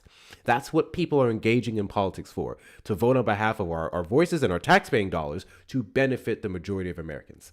This both sides shit really, really gets old because you guys don't know what you're talking about. You can't speak on both sides when you don't understand the other. You can't speak on both sides being anything when you don't know what the other side is. How many times do we have people come up on this panel and they'll say Kamala Harris was evil, right? I voted for the lesser of two evils when I voted right. Okay, tell me what Kamala Harris policy was evil. Durr. Okay. So you just think they're evil because what? She's a black woman? Because she's a Democrat? Tell me what specifically about her policy platform was evil. She said to Christians, you're at the wrong rally. Right? What are we doing? And if you don't know what the other side is, you're gaslighting. You're lying. You're manipulating people. And that's the same thing you guys accuse the left of doing, which is bullshit, by the way. Bullshit. Bullshit. Hootie, here's what I just did. Wasn't really a fan of on-site ABs at the DNC. Hootie, I'm going to give you a rare opportunity, okay? One that you're going to deny because you're a bitch and you come into my lives every day to lie. I'm going to give you the opportunity in front of a collected 400-something people on both platforms to show me who got an abortion at the DNC. Come up here and tell me who got an abortion at the DNC. To be clear, I wouldn't have cared. If there was a bus outside the DNC where women can go in and have an abortion, what the fuck do I care? But this is the opportunity for you to show me what that bus was and who got one, right? We would have some evidence of this, a report. We would have a woman who can testify to having an abortion at the site, right? So go and show it to me. Go and show it to me. OMG, did you hear her laugh that one time, though? Right? When I heard Kamala Harris laugh, and I just knew she was bad for the country. Yeah, sure, buddy. Trump supporters request up in the box. You are the demographic of people I'd like to have a conversation with. If you're over on the tube side, you can call the number on screen, 737-295-5321. 5321. If you're a Trump supporter who regrets their vote, you may request up in the box and tell me all the reasons that made you get up off the MAGA plantation. If you're a Trump supporter who does not regret their vote, you may request up in the box or call the number on the screen. I can give you several reasons as to why you should. You're not as intelligent as you think you are. Okay, show me. Bam. Message is gone. Come up here and show me how unintelligent I am. It's not hard. That's the most ignorant excuse ever. Yeah, there's several. Check out this one. Check out this one. I'm a Republican. I campaigned for Trump in his first term. I'm also aware of what he really is. I can't support that or condone it. Why you can is puzzling. I'm assuming that message was not directed towards me. Otherwise, you are grossly incapable of reading a room. I'm going to assume that message is not for me. She lied about smoking weed. Okay. So, Kamala Harris on the Breakfast Club was talking about doing the MJ, and she referenced the wrong time period, right? And now everyone's going, she lied about smoking weed. All right. Say I'm going to give that to you. Say I give that to you. And Kamala Harris, in some attempt to appeal to the younger base and the base of people who smoke the stuff, say I say that she absolutely did lie about smoking it before. What the fuck do I care? Right? Aren't you guys the same people who say politicians lie? Right? So keep that same energy. Kamala Harris lied about this to gain votes. All right. How does that negatively impact me? Right? When she had a federal price gouging ban on the books. How does that negatively impact me when she was planning to have a $25,000 down payment housing assistance plan, when she was going to deregulate federal land and incentivize affordable taxpayer contractors, homeowner contractors, to build 3 million new homes by the end of her first term? The fuck do I care about a lie about pot when Donald Trump lied about, I don't know, raping women, I don't know, not starting any wars, I don't know, lowering prices, I don't know, Kamala Harris's race, Biden's mental state, so on and so forth. Lies that contributed to literal violence against people. He lied about Haitian migrants eating cats and dogs in Ohio. Bomb threats to 33 different locations in the state. I don't care, bro. You guys' priorities are way too fucking off. Way too off. Any case, we just got over 100,000 likes. Took y'all long enough. We're going to do a quick restart on the TikTok side. YouTube, stick around. You're doing just fine. But we're going to restart and see if we can get some conversations going. Because I still had plans to do... Don't do this, Shauna. I still had plans to go for at least another 2 hours. So we're going to see what we can get. And if we don't, we're going to come back. And I think I'm going to play the clip from the Candace Owens interview, even though I really don't fucking want to. And then we're going to play the Facts Still Matter clip. So come right back. Go to my profile. Watch my latest video. Come right back. TikTok. YouTube, you're fine. Yeah, I hate that shit with a passion. I love how lies only matter to you guys when the Democrats are the ones allegedly doing it. None of Donald Trump's lies matter. He is the most recorded, well-documented liar out of any president in history. He told the most in his first term, and we're seeing him ramp it up on the second. Those lies don't matter. But Kamala Harris lying about some pot, that's the problem. Get out of here, bro. You guys cannot be for real. The reason why so many Trump supporters have to grasp at straws is because they don't have anything substantial to demonize the left with. You can't talk about foreign policy in terms of warmongering because we can all agree both sides have their role to play in imperialism. 6,000%. When I have a conversation about Democrats versus Republicans, I address this from a domestic lens specifically. Domestically, there is no competition for the Democratic Party. It is what it is. The Michael Jordan B-ball denier, bruh, that is one of my favorite clips. The algorithm suppressed it, but that is one of my favorite clips. Trump loves black people? Sure he does. Larry, I want you to come up here and I want you to give me a reason to be a black Republican. Let's have a conversation. There's a lot of people who will come up, specifically of the white variety. A lot of white people will come up here and they will tell me that I should vote Trump, that I should support Trump as a black person. So I'd like to know why. I'm consistently being told that Democrats have nothing to offer me. Right? Democrats have nothing to offer you, black man.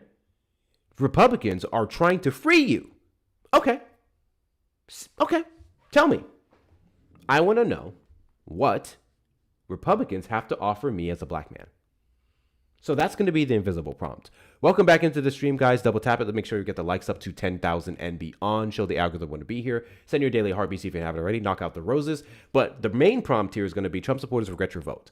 So if you're a Trump supporter who regrets your vote, request up or call in the number on the screen. If you do not, you can call up or request it in as well. I can give you several reasons as to why you should. The invisible prompt, give me a reason as a black man to vote Republican.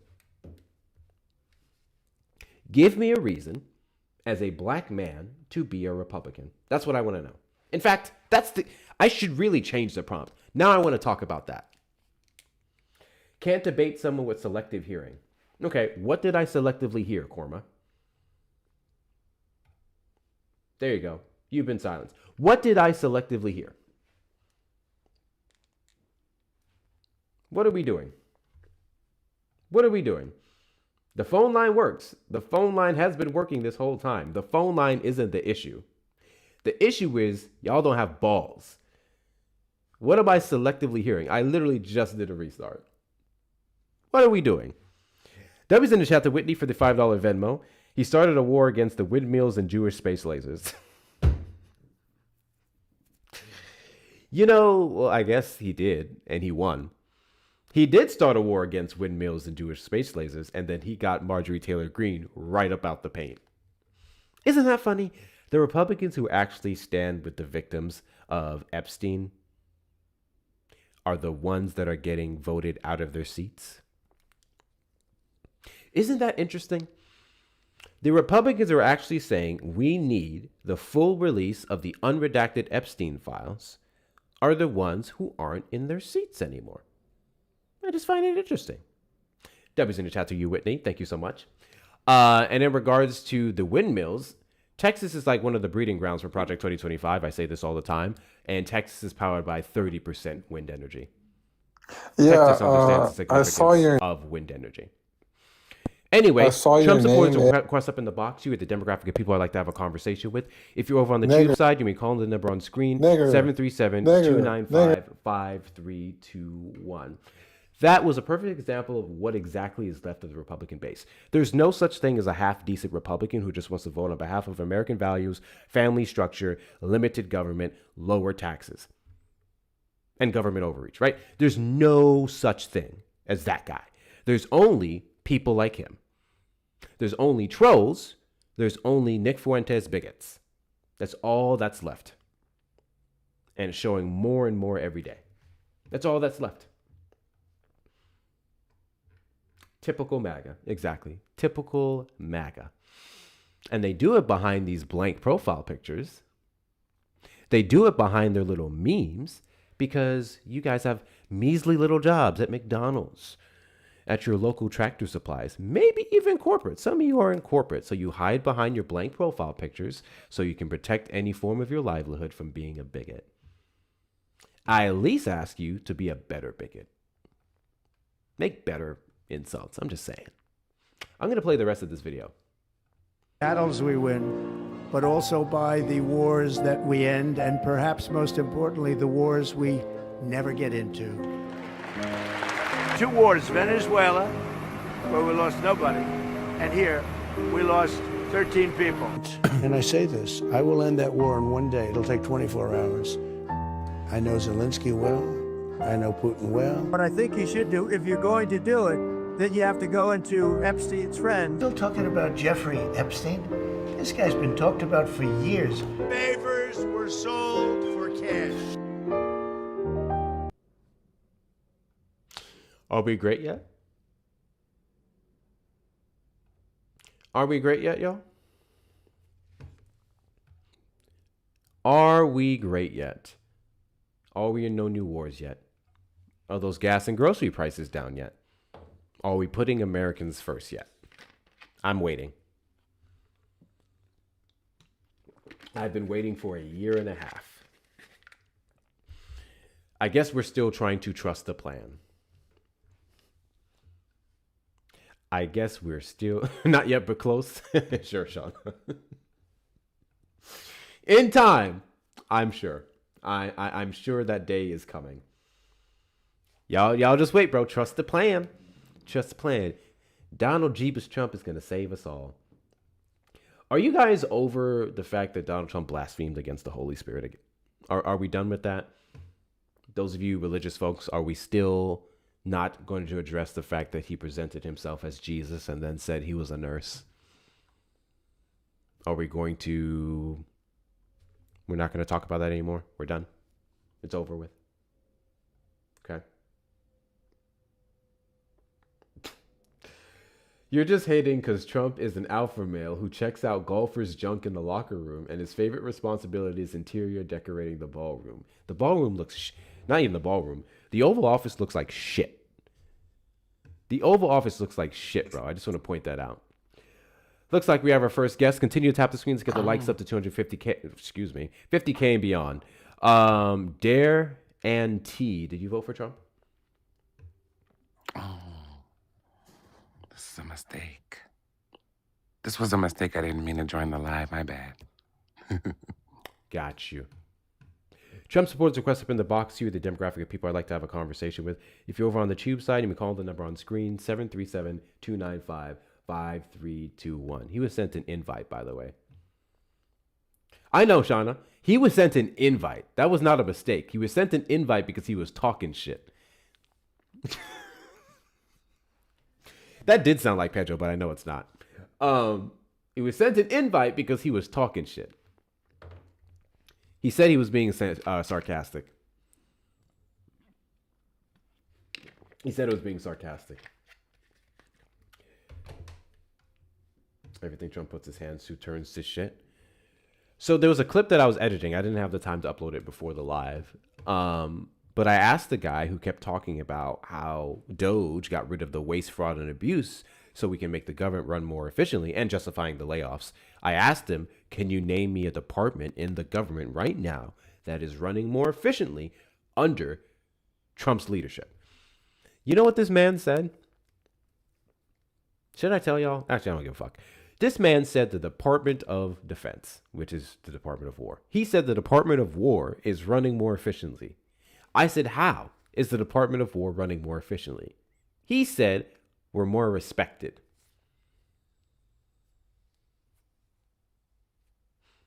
Can someone tell me how respect translates over to efficiency? We're increasing their budget. So apparently it can't be as efficient as you think. If we needed a whole nother roughly $600 billion contributed to their budget. We weren't very efficient when we blew up an Iranian school, 2 actually, and killed over 150, 160 something children. That wasn't super efficient. We weren't very efficient. We went into Iran to take away their nuclear capacity after we already took out their nuclear capacity, obliterated, mind you, over the summer of 2025. That has to be one of the most mediocre examples you can give of efficiency in the Department of War when they've shown everything but. They haven't passed their last 7 audits. The 8th one is going to be no different. In fact, the 8th one is probably going to be the worst. And who is more respected? I guess us. His allegation was that we're more respected. Our Department of War is more respected. I have no doubt that he's telling the truth. I think the Department of War is infinitely more respected by Israel than the Department of Defense. 6,000%. The Department of War is infinitely more respected by Israel than the Department of Defense. Gotta be. Gotta be. Guys, knock out the roses. Knock out the little roses. Let's get us boosted out in the FYP with those little gift goals. Share out the live with your friends and family. Also repost and add to your story. Send your daily heartbeats if you haven't already. Of course, hit that follow button to do so. Of course, hit that follow button to do so. And the best ways to support the platform is going to be the links in the bio. Whether you're following me on all the social medias that I have, such as YouTube, that we're doing streaming to right now, or Instagram, where I post the videos I put up here, Hector Talks with 2 R's. Joining the Discord community, which is free, and we're over 700 members strong. You may choose to be a subscriber there if you'd like to. Getting yourself some merch off the merch shop at hectorshops.com with 2 R's. If you use the discount code WeAllWin, 10% off your entire order, whether you want to say make 2 + 2 = 4 again, combo never, or all the other things that we have there. And finally, donating directly to the links in the bio. If you'd like to support the stream and everything that we're doing here, then you may do so at Cash App, PayPal, and Venmo. Also at Hector Talks with 2 R's, unless it's PayPal, Hector Pal with 2 O's and 2 R's. Those of you over on the YouTube side, please make sure you hit the like button on the stream, subscribe, turn on notification bells, and if you want to support, you may send a super chat or a super sticker, or now subscribe to the platform. What the fuck is up, Vincent? What the fuck you been? They don't know how to punch the buttons. You are all a bunch of low-minded fools falling for the loony Dems. Give me an example. Give me an example. Tell me. If the Democrats aren't the way to go, give me a reason to vote Republican. Give me a reason to vote Republican. What are we doing? What are we doing? They are terrible with all buttons. Yeah, there's that. You say I can support everything you do. Just what do you do? What? What? You say I can support everything you do. Just what do you do? What do you mean, what do I do?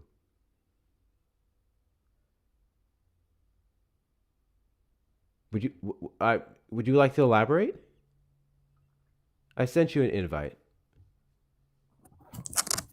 Would you like to elaborate on your comment, sir? Yeah, you said that when I came on this live that I can support the live and everything you do.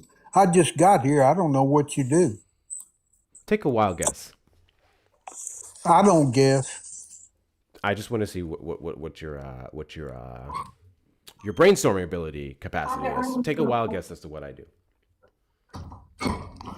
Well, you probably like every other live I've seen. I've been trying to find a sensible live on TikTok, but everybody wants to talk politics and Trump. My 3-year-old great grandson can dog walk a Trumper. That's no big deal. Okay. Do you think that the purpose of these lives is to dog walk Trump supporters? I think that's what you want. I think y'all are all little Fidel Castros wanting to get support.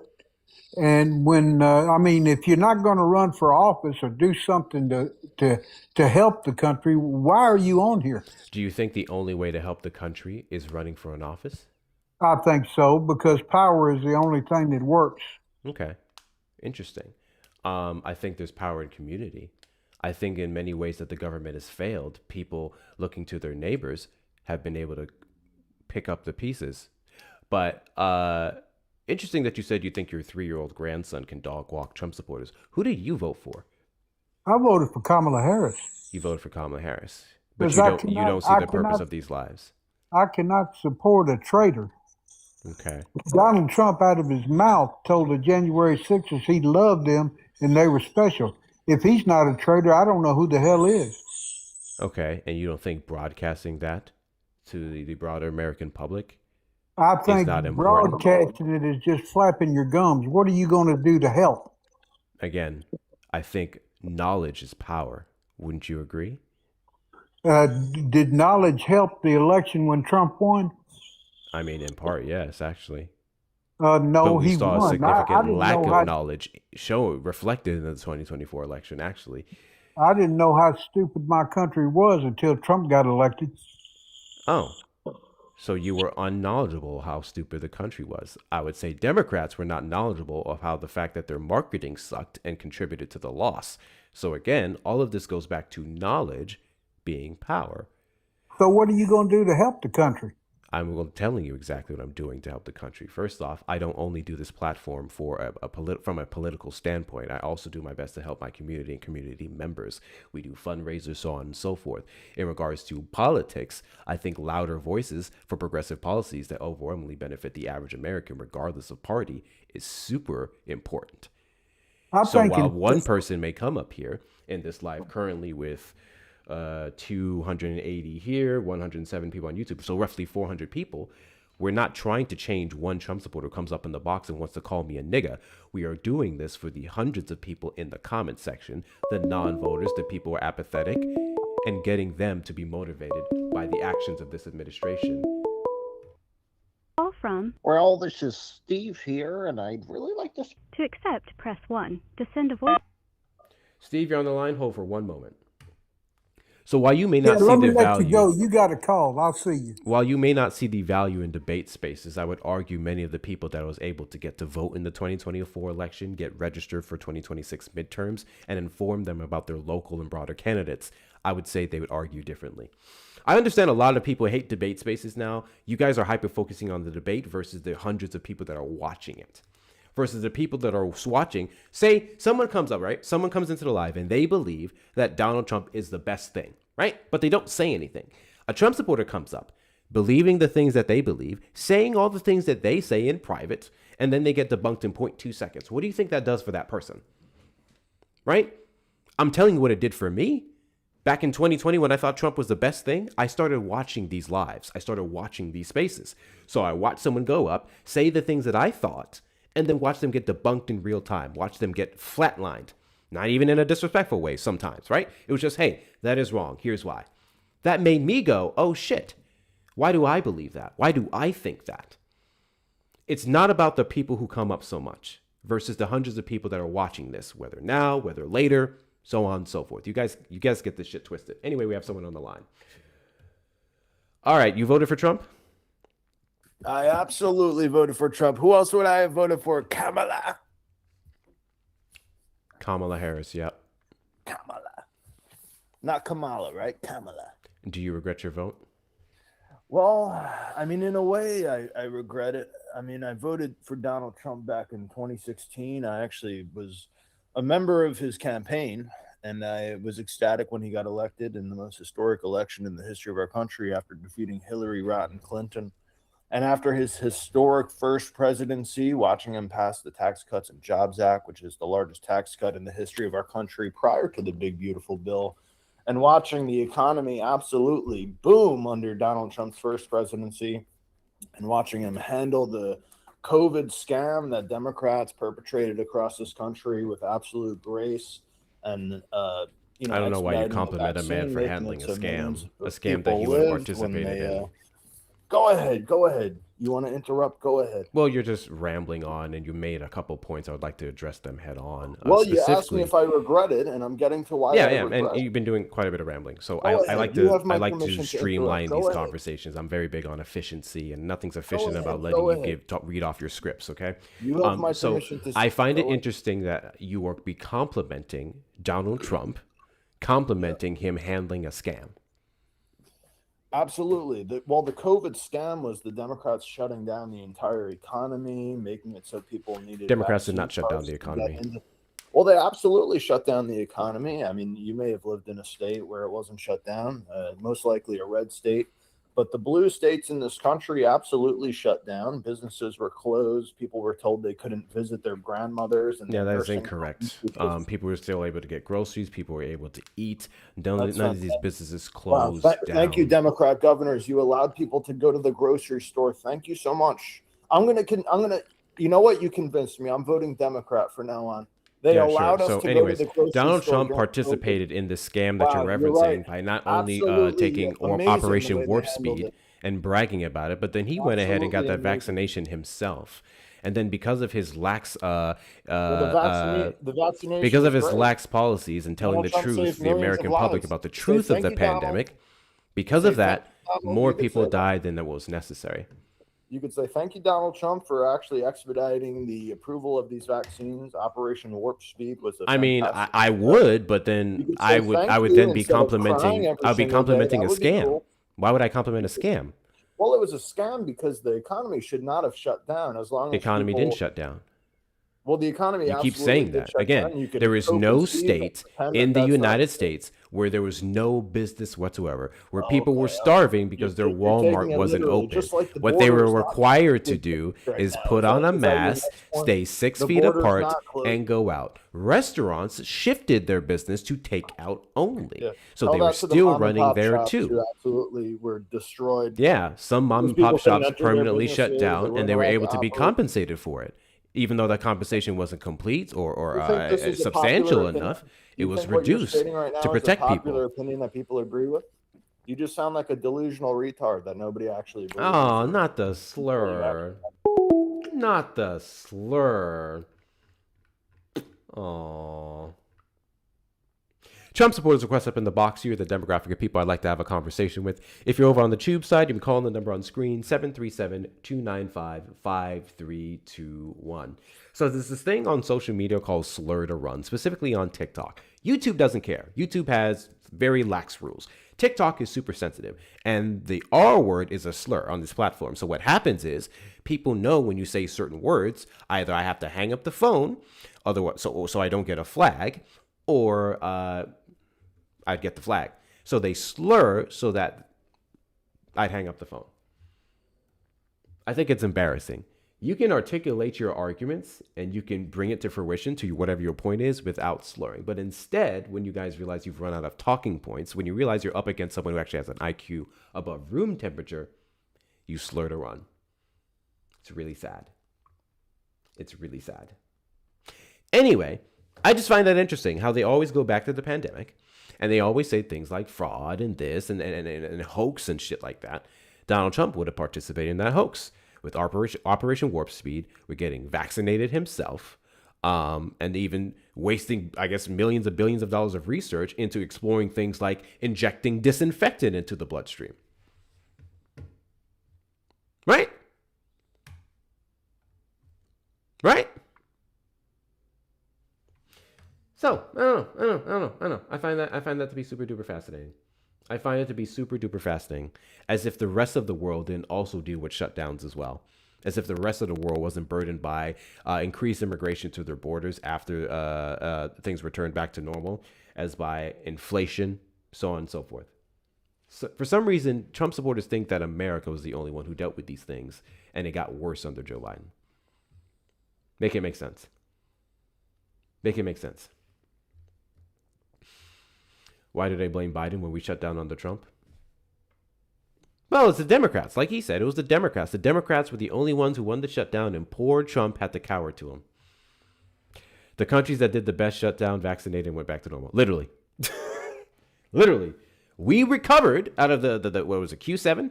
We were one of the fastest recovering countries out of the rest of the world because of what we did during the pandemic. It doesn't make any sense. It's almost as if it wasn't for Democrats, we would have suffered more during and after the pandemic. Tax deduction on tips, pro Title IX, against tuition forgiveness. You guys are not pro Title IX. Get the fuck out of here. You guys are not pro Title IX. What are we doing, bro? What are we doing, bro? What are we doing? Hey, guy who keeps spamming bootlicker. You know what you can do? Oh, shit. I actually didn't mean to block you. I just meant to mute you. Hold on. There you go. You're unblocked. You can tell me what boot I'm licking. Because last I checked, I'm not out here calling Joe Biden daddy or Kamala Harris mommy. Well, hold on. When the left called Kamala Harris mamala, could that be considered the same thing? Can we consider that the same thing when we call them mamala? I'm joking. Of course, it's not the same thing.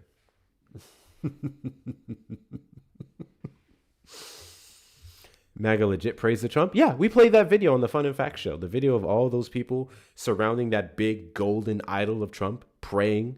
Yeah, they worship Trump. Christian MAGA worshiping a false idol. Ain't that crazy? Ain't that crazy?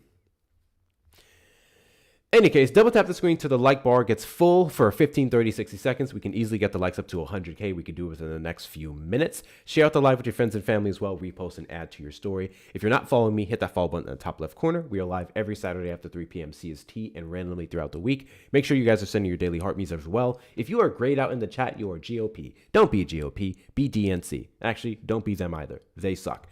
Be worth a damn. Send your daily heart me's. Knock out the little gift goals here. We have 48 more of the overreacts. Appreciate all the ones who sent one so far. And of course, check out the links in the bio for the best ways to support the platform. If you are a Trump supporter, request up in the box. I want to have a conversation with you. I want to know what's on your mind. I want to know why you regret or why you don't regret your vote. And the only way I can do that is if you engage in a conversation with me.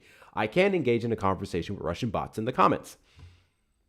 I can engage in a conversation with keyboard warriors, so I will not address you. I will address real human beings. And real human beings will request up in the box or call in the number on screen.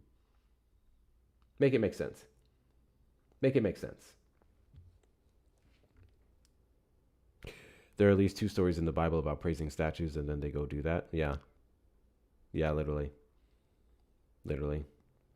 Democrats are not for protecting women's sports. We actually are. We love women's sports, and we protect women's sports above all. You guys put women at jeopardy.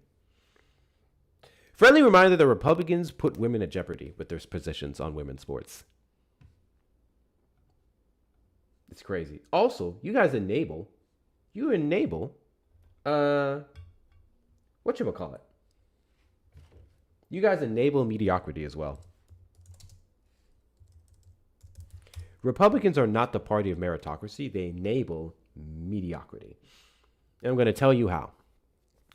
When you tell white men, a group of people who historically who this country has been made for, they're legislative for, protected, upheld, you enable mediocrity.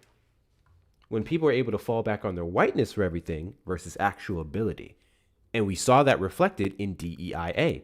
When DEIA policies came out in the federal government or in the private sector, and you started to see more black people around you with the same, if not more qualifications than you do, with the same, if not more work ethic, with the same, if not more capacity to do the job efficiently, y'all lost your fucking minds.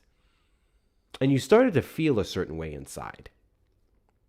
You started to feel a certain way when you saw little Jamal beside you beating you on a daily basis and meeting his numbers. You started to feel a certain kind of way when you saw him get promotions for his ability when it was yours all the way up until he entered the workforce. And instead of you getting better, you decided to scream.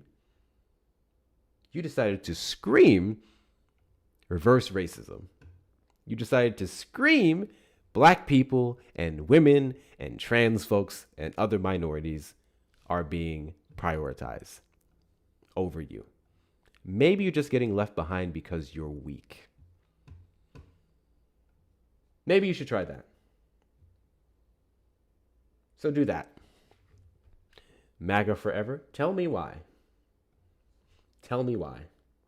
Honestly, we're about to just watch this video because holy shit, you guys are chicken today. Guys, it has been 2 hours. It has been 2 hours. We haven't had a real conversation with a Trump supporter in 2 hours. And we've seen hundreds pass through the live. That is fucking crazy. I'm about to play this video, bro. Thank you for the gift of one mighty pen. I appreciate you. We're just about to stream this goddamn video. Because you guys aren't worth shit. I'm just going to stream this fucking video. Give me a second to pull it up. Oh my God. I just find it funny how we're winning. And then we don't have anything to show it. You Trump supporters, excuse me, don't have anything to show for it. So my friend Facts Still Matter is running the Do Something tour.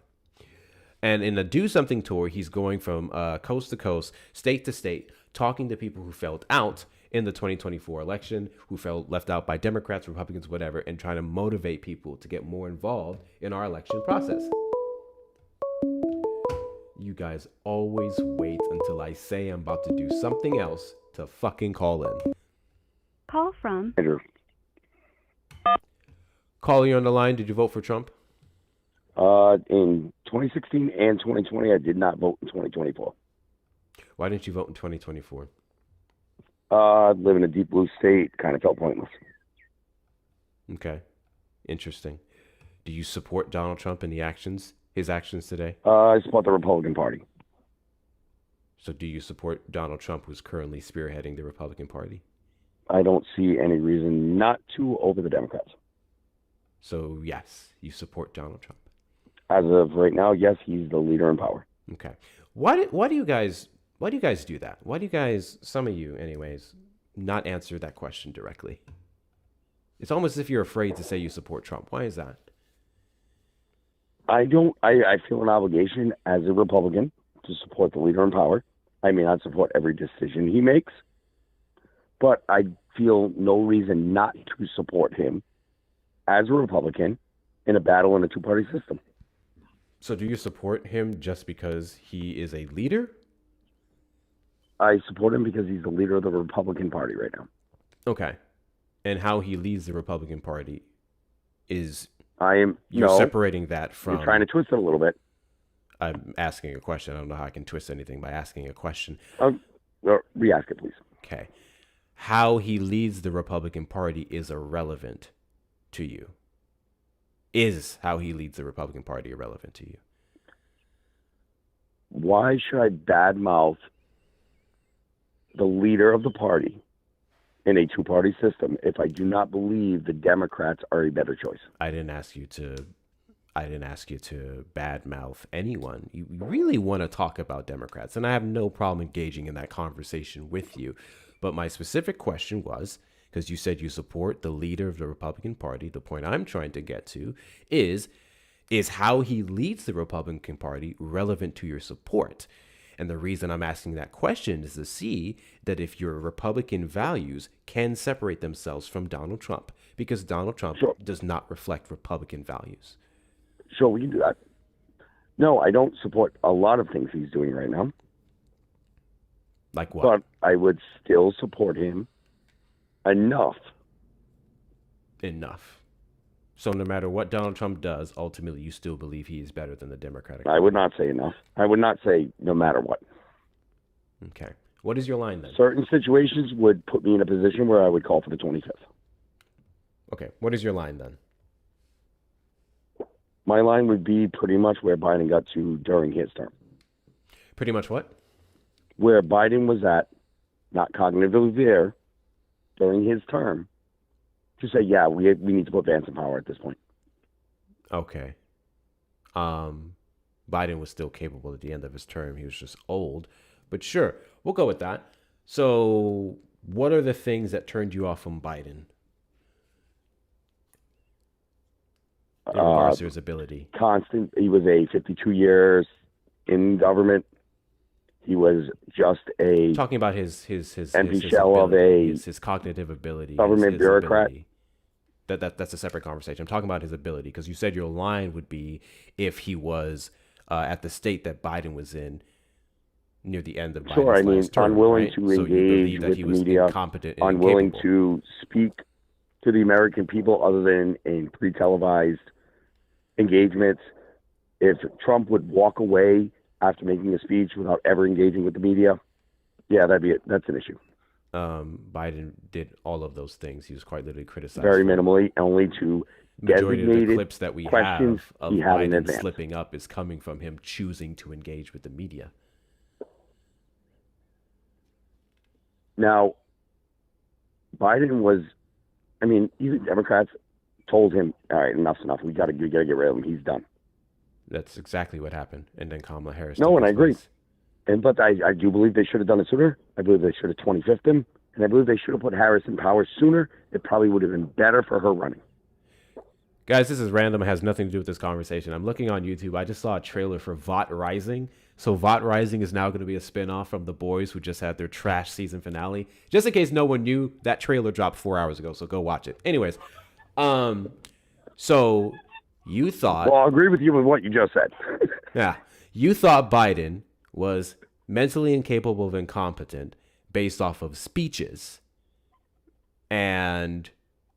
No, it was reports coming out, which I hate these. It's the anonymous sources. But yeah, anonymous sources were coming out saying he was having problems. I mean, the sources told us what we already knew, that he was old. Yeah, and I believe we should have age limits on, especially our government. I don't even believe Trump should be in power right now. His age is too high. So then if your line was age, you wouldn't have voted for... Well, I guess you didn't vote for either. I didn't have a choice. I didn't vote. You'd have the same criticisms for both. Oh, I have the same criticism. That's why I didn't vote. But you I did vote. Trump, I voted in the primary. the leader of the Republican Party, you said. I voted in the primary for the Republican Party. Okay. And you support Trump. I support the Republican. And I think this is where a lot of people get screwed up. Yes, Trump is the leader right now. So there's no reason not to back him as a Republican right now. Okay. It's interesting that you keep saying that. True Republicans in no way, shape, or form could or should support Donald Trump because he's the opposite of Republican values. Well, let me explain this to you. If the Republicans come out against him right now, it's only going to hurt them in the midterms. Yeah. Because Republicans just aren't going to show up to vote. Because he is a wannabe authoritarian figure whose campaigns against people who disagree with him. I don't believe he's authoritarian. He very much. And here's how I'll explain that. January 20th, 2021, he walked out of the White House, did not try and hold on to power. That was the date he was set to leave. And he left. No fight, no anything. He left. I do not expect anything different in 2028. I feel like there's a few months before then that you're conveniently leaving out of this conversation. There was a fight, but he got to the point where he wasn't going to win, and he walked away. I'm not even talking about the fight. I'm talking about his attempt to defraud the election. Specifically, what was it? The 11,000 fake electoral ballots when he said, "Find me 11,000 votes." I'm talking about after losing, or even beforehand, setting up the American people, his base, to believe that the election was stolen from him if he lost. I'm talking about him launching a bunch of BS investigations into each and every single state, and then finding that in the majority of them, 83 courts, Because he looked in the wrong places. no, 83 judges, excuse me, 83 judges, He did. and You're right. 60-something courts, I agree. most of them being Republican-leaning, Republican-appointed judges, were able to not find substantial enough You're right. evidence to show that the election would have swung in his favor. He fought. He lost. He left. Okay. That doesn't change the fact that A, him leaving wouldn't change his previous actions, and B, in his second term, he's very much shown authoritarianism or authority. So if he makes the authoritarian attempt leading in figures. 28 to stay in power, loses in court, and still leaves, is that authoritarianism? He's authoritarian now. You're looking for a certain thing to take place so you can call him authoritarian. I'm talking about his actions now. He's won 95% of his cases that have gone to the Supreme Court. No, he has not. To the Supreme Court. I said the Supreme Court. I did not say federal court. I'm talking about the Supreme Court. Which No, ones did he lose? he has not. He's lost 2. Which 2 are you referencing? He lost the tariffs, 100%. And there was one other, I cannot recollect which one hit the Supreme Court. I do know there's multiple coming. But the major one was the tariffs, and he lost that one. Okay. We can also talk about Kilmar Garcia. I believe that's the other one you're referencing. He's definitely losing the battle against the 14th Amendment, hence why they're trying to get as many hasn't seats been as they decided can. yet. Based off the That's still in the early court. hearings, the conservative leading Supreme Court is already shutting him down. He stormed. He personally went to the first hearing that we just had a few weeks ago, and then he stormed out of it based off of the decisions that they were, not even decisions, excuse me, the opinions that they were giving, the Republican ones. He stormed off because of the questions they were asking. I agree. He stormed out because that was a failing case. But it hasn't been decided yet. Sure, it hasn't been decided yet. And based off of the grounds that they've presented so far, we know where it's going to lean, I would argue. I initially had concerns I'd about argue the that's Supreme probably going to be Court with that 5-4, ruling, but yeah. one way or the other. Either way, it wouldn't be 95% of cases of him winning. No, it's going to be a 5-4 decision. Whether it goes through or doesn't, it's going to be 5-4. That's likely Roberts is going to side as it's Amy Coney Barrett is probably the one to decide that case. I would argue based off from the Republicans, specifically the constitutionalist one especially. Yeah, I don't think he's going to have much luck with that one. Regardless of that, it doesn't change the fact that his policies have very much been authoritarian. When he ran off of mass which deportation, ones? So explain to me. Which ones do you believe are authoritarian? I'm getting there. He's quite literally been protecting murderers via ICE. He's been weaponizing them against American civilians and justifying the murders of them and the violation of due process afforded to us by the 4th, 5th. Alex Petty is still being decided. That has not been decided yet. I don't know. That is still an investigation. I don't know. Renee Good is a pretty cut and dry case under Leobor of what happened. No. That he should have been let free. Who should have been let free? I forget his name. Jonathan Ross. Based off of what? Leobor. Leobor? Yeah, the law enforcement board that decides whether or not it was a determinable situation where an officer felt his life was in danger. We're talking about pretty cut and dry. DHS. And Alex ICE. Petty is a problem. I do not disagree with you. That's why it's still under investigation. Renee Nicole Good is also being under investigation. Minnesota It is. No, that's lawyers ended. specifically It's done. are still suing the federal government for the actions. They of may the day. sue, but that was a pretty cut and dry case. Yeah, it was cut and dry that she was murdered, and Jonathan Ross was not justified in shooting her. The only people who's been Not defending according him to has the been law the Trump enforcement and the way it's administration. looked at. I If that don't know- officer I don't felt, know what that if any other means. person was in front of a vehicle, now he did a bunch of mistakes. He She did. wasn't in front of the vehicle. That's the whole point. Video He evidence was showed in front of the vehicle. That anytime he was in front of the vehicle, she was he willing, walked around hear me out. She was willing to run him over in her attempt to escape. That is not shown even in his phone footage. Yes, it is. No, it's not. His own footage is the most damning because his phone footage shows her turning the steering wheel in the complete opposite direction of him. That is the problem. You do not see Jonathan Ross's eyes. He may not have been looking at her. I don't really care if about he was his looking at eyes, the ground at the doesn't time, change trying to the get fact around that the if you vehicle, were not able he to may have ascertain, never seen that. If you were not able to ascertain a threat, then you don't have a reason to go, what's the term I'm looking for? Deadly force, because it would not have been justified. If you cannot ascertain the threat, you do not have a right to pull deadly force.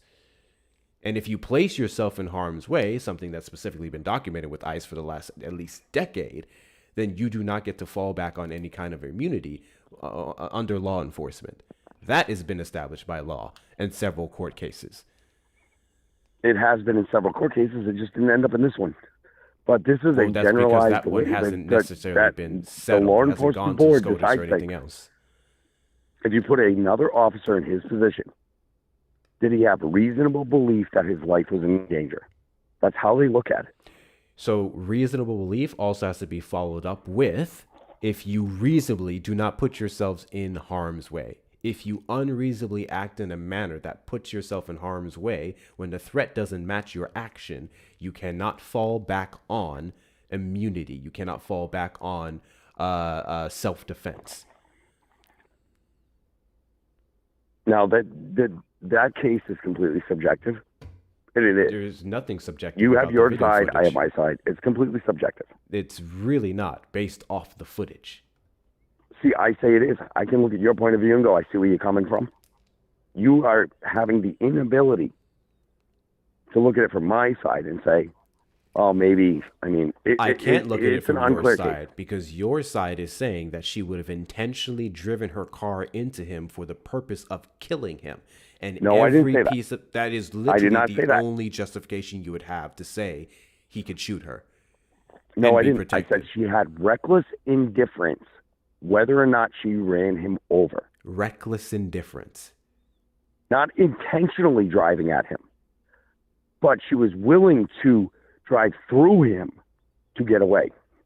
Got Not you. that she was intentionally doing it. So once again, if you're going to stand on she was willing to drive through him to get away, that would be substantiated in the video footage that we saw.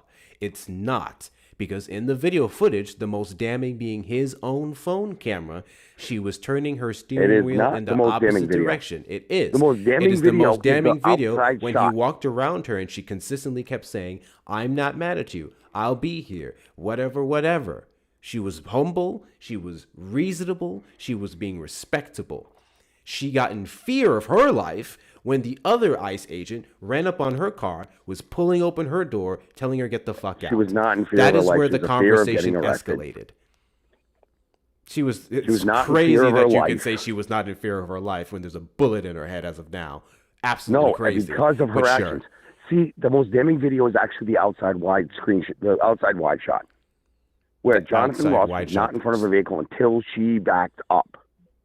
When she altered the path of her vehicle by backing up, that's when Jonathan Ross ended up in front of the headlights and in between. No. Yes, she turned her wheel. He would have been walking to around and get walking away. up on the side.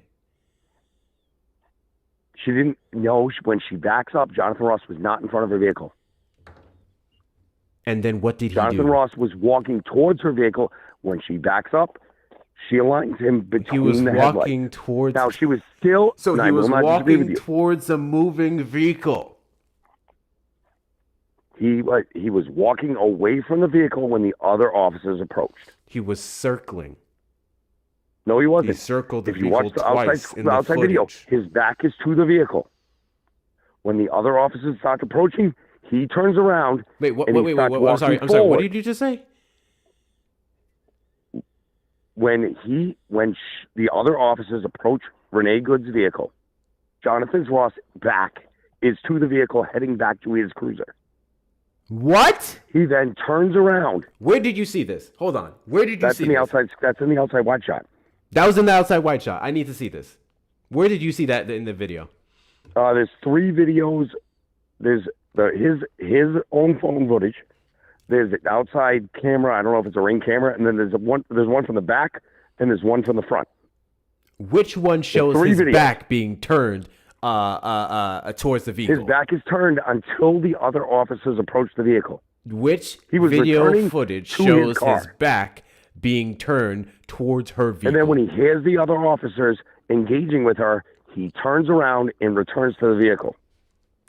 Which video footage It's the shows one from his the rear. back being? It's one from the rear. So if it was from behind her So you'd vehicle, have to where you look. saw There's the 3 license videos. plates and the There's one 2 from the rear. agents. His back is turned, and when the other officers are yelling at her to get out of the car, The same one that shows that he was not in the returning to his direction. vehicle. The same one that shows that he was on the side of the vehicle and leaned in to the front. That one when he shot her. No, I'd have to double check. That would be the only one that you'd be talking about. Hang on, give me a second. There are 3 videos. There's one very far wide out, Yeah, which I'm aware. literally shows you his body positioning. Yeah. It's directly on the action, and when she backs up, he ends up between the headlights. No. He was not in front of the vehicle He doesn't. before she backed up. You can't say that, especially considering that he would have leaned in to shoot her. And on that video, he still shows him being beside of it. You can still see the steering wheel turned in the opposite direction, and based off of his legs, based off of where his feet was planted, he was not in any way in the vicinity of the I vehicle. understand what you're getting at. I understand she So wasn't you talking attempting about to any hit point him. where his back was turned towards the vehicle, which is non-existent. No, is no, ridiculous. I didn't say that. What I am saying is he was on the right, if you're looking at it from the rear of the car. He was on the right side of the car until she backs up. When she backs up, it puts him in front of the vehicle. What do you mean? Wait. Did you just say he was on the right side of the car until she backs If you're up? looking at it from the rear. So how did he get was to on the the left side? If you look at it from the front. How did he When get to the she left backs side? up in the outside wide view, she realigns her vehicle. How did he more get in to his the direction, left side of the vehicle? And he was looking down at the time. He How wasn't did looking he at the get vehicle. to the left side of the vehicle? All right, let me change the way I'm saying this. He was on the I just passenger need you to side of answer the a vehicle. simple question. When she backs up, I know what she side of puts the him vehicle he was on. between I know the what you're headlights. saying. My guy, just answer the question. How did he get to the left side of the vehicle where he was able to fire the shots and kill her? Because she redirected her vehicle when she backed up, and she turned her wheel to the right, and she tried to turn right. Are you fucking nuts? What are you talking about? How does her backing up the vehicle put him on the left side of the vehicle? Because she changed her direction 45 degrees when she backed up.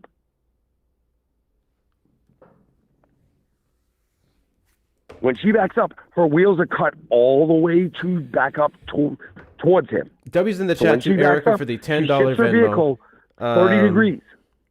Just in case you didn't see, please read out loud. Hector's a hater of immense proportions, just like his head. Haha, W's in the chat to you. W's in the chat to Emily for the $2 Venmo.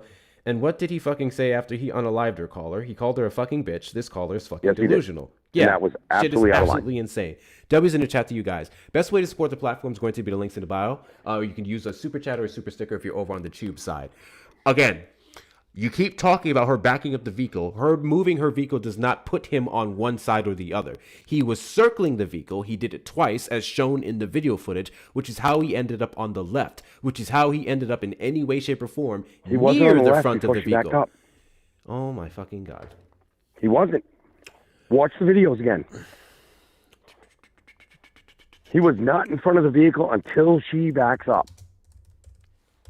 Bum, bum, bum, bum, bum, bum. Oh, not Alex Brady. I meant Renee. Oh, good. Renee. He was walking towards the driver's side.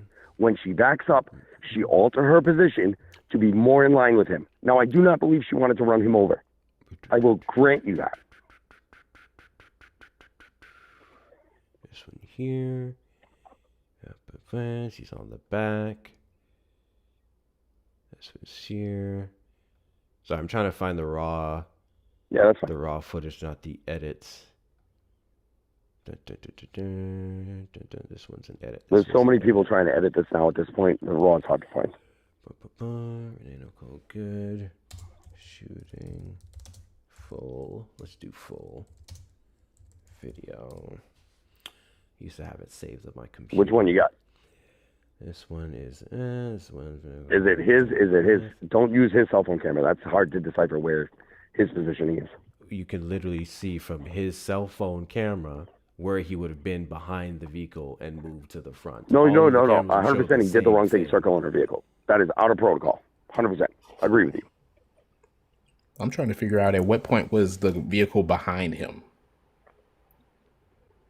What do you mean?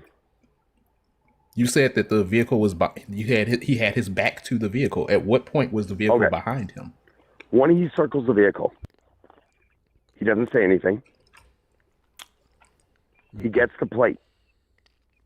As he comes back around, he turns back towards his cruiser. You'll hear the other officers yelling at Renee Good to get out. That's when he turns around. I just watched the vehicle, or I just watched the video of his cell phone footage where he is pointed towards the vehicle the entire time. He never turned his back. He was talking to Renee Good's wife, who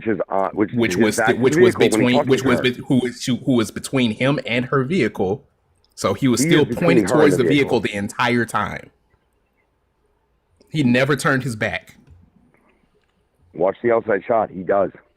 What do I need to watch the outside shot for if I can see his point of view where he's looking at the vehicle the entire time? His point of view.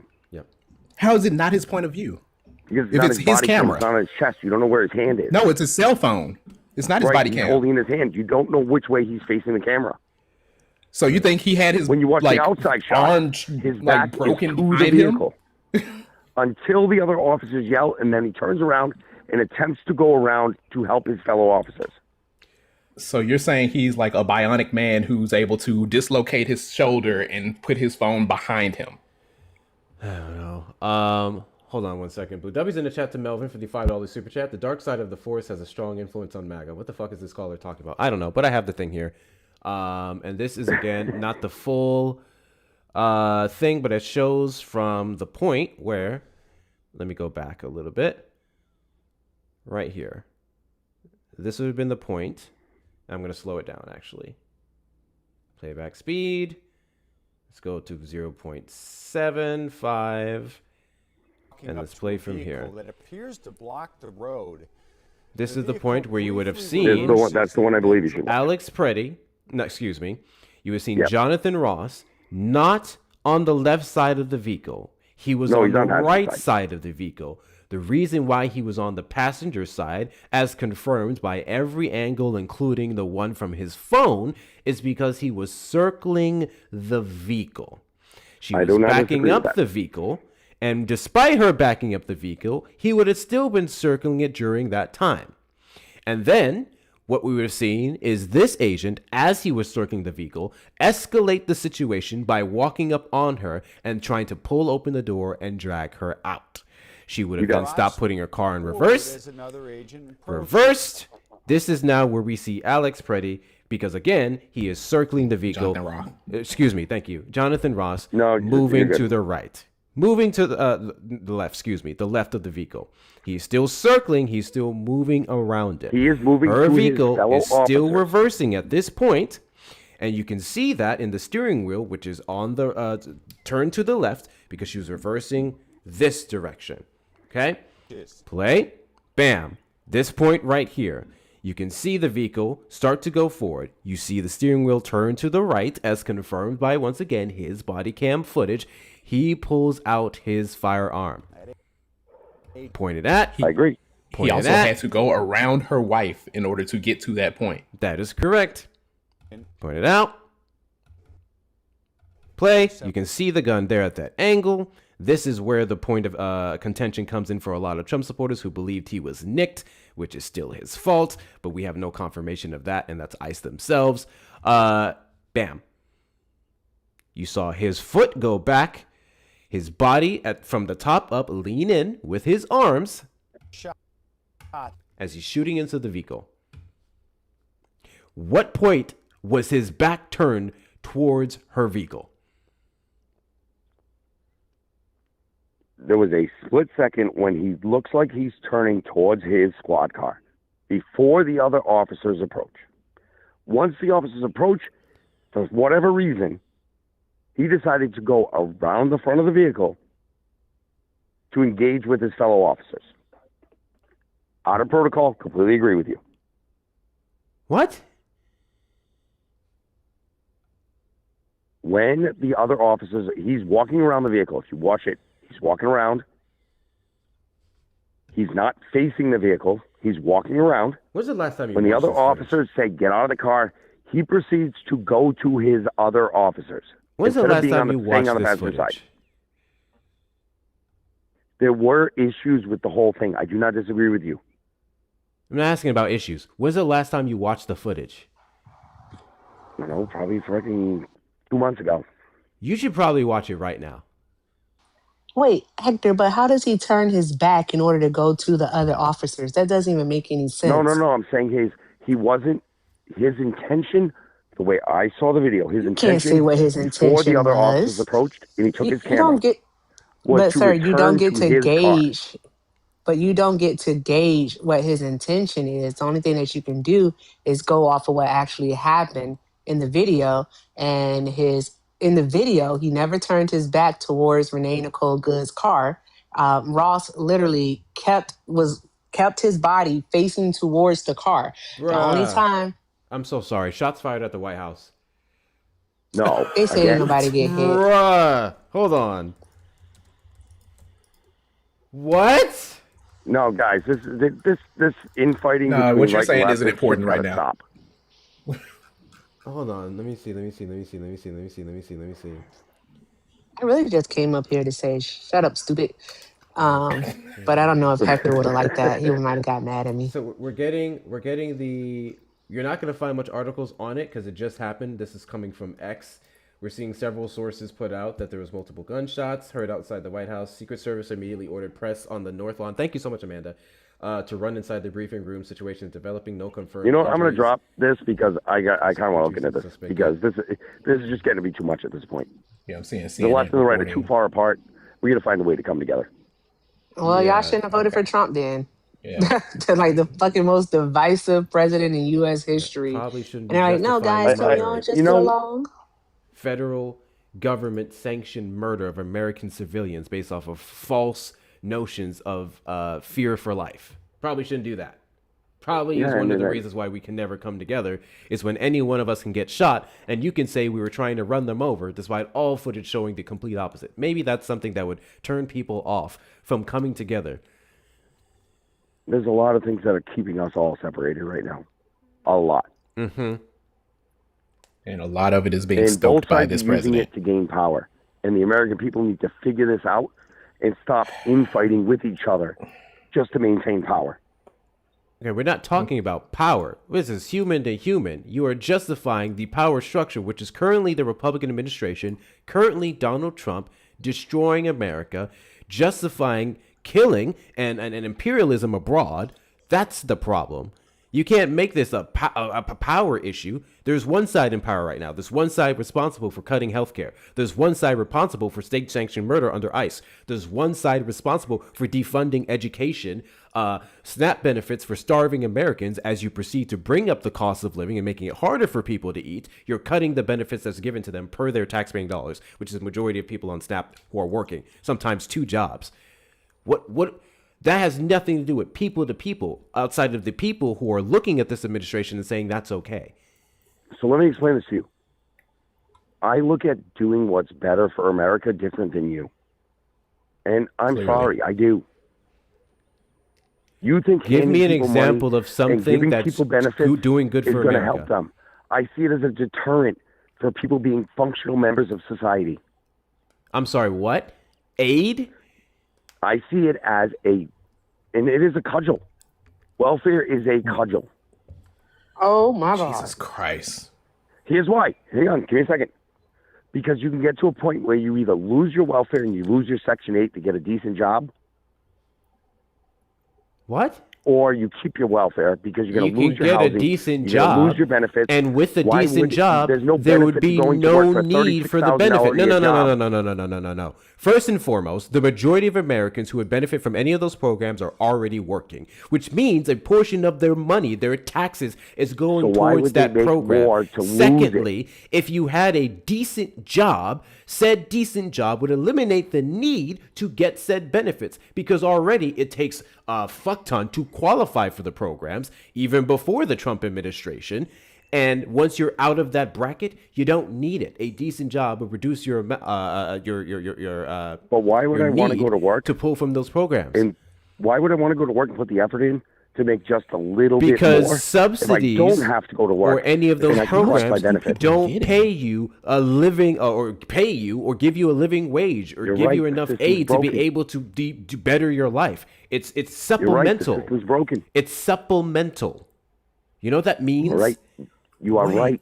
The system's broken. Getting a decent paying job is not supplemental. It'll give you the ability to take care of yourself and your family without the aid, in some cases, depending on the job. When people are on the verge of losing Section 8, they will not try and advance themselves. That is a ridiculous, false argument that is perpetuated by the right that has not been substantiated in any data. How much is it worth a month? I know on average, we pay between $30 to $50 a year into SNAP. What's housing right now? If you want to get your own apartment, what's housing? What do you mean, what's housing? How much does it cost for you to rent your own apartment on average? Fuck ton. What is your point? So why would you want to get off Section 8 where you get free housing? It's not free. It would literally you would have to make equivalent to a $2,000 a month pay increase to get off Section 8. Where are you getting that from? And you would have to make a certain amount for them to kick you out of the housing. Which means if you had a job and your job was in, let's say, McDonald's, and I'll say here in the state of Texas specifically, depending on location, you're making $13 an hour. That does not give you a necessary amount to kick you out of housing, because you still would not be able to pay your bills and live. That explains a little more. That explains a little more. Excuse me. The average rent in the United States of America for a one-bedroom, according to Rent Cafe, is about $1,641. For a two-bedroom, it's about $1,883. If you're renting a single-family home, according to apartments.com, it's about $2,018 a month. The federal minimum wage in the United States of America, is, what was it again? Oh, $7.25. Some states have, of course, increased that to about like $15. I think California has the highest, or is New York? It does. Where I think it's maybe $18 or so, something like that, right? But all I want to know is who the fuck is affording $1,600 or $1,800 a month in rent? All right, if we're looking at the average on that amount of money. I don't disagree. Who's doing that? Because unbeknownst to you, sir, all right, not everyone has the ability to just get a better job. I'm still talking. You are disagreeing, though, because what you said initially, and this is what you all always do, you say some really fucked up shit, and then what you do is you turn around and say, well, I'm not saying that. Sir, it's not that you're not saying it. You already said it. So here we are. And that's why we're having this conversation right now. All right. So here's the thing. If people could just get a better job, then they get a better job. All right. If it was that easy, it's not that easy. Okay. Also, what you have to take into consideration is that there are people who are full-time caregivers for their disabled children. Do you know how Donald Trump is fucking those people over? By cutting the funding for caregivers of disabled children. That is sick. So he's basically going to be forcing parents to go to work so that they can take care of their child, or stay home and take care of their child and not be able to pay bills. The fuck are we doing? Because they're going to have to pay somebody to take care of their child, right? Hey, what are we doing here? Like, y'all are okay with Trump, like, creating this new fucking demographic of the impoverished. And it does not have a fucking color, all right? It's not just black people, all right? It's not just brown people. It includes white folks, too, What is wrong with y'all?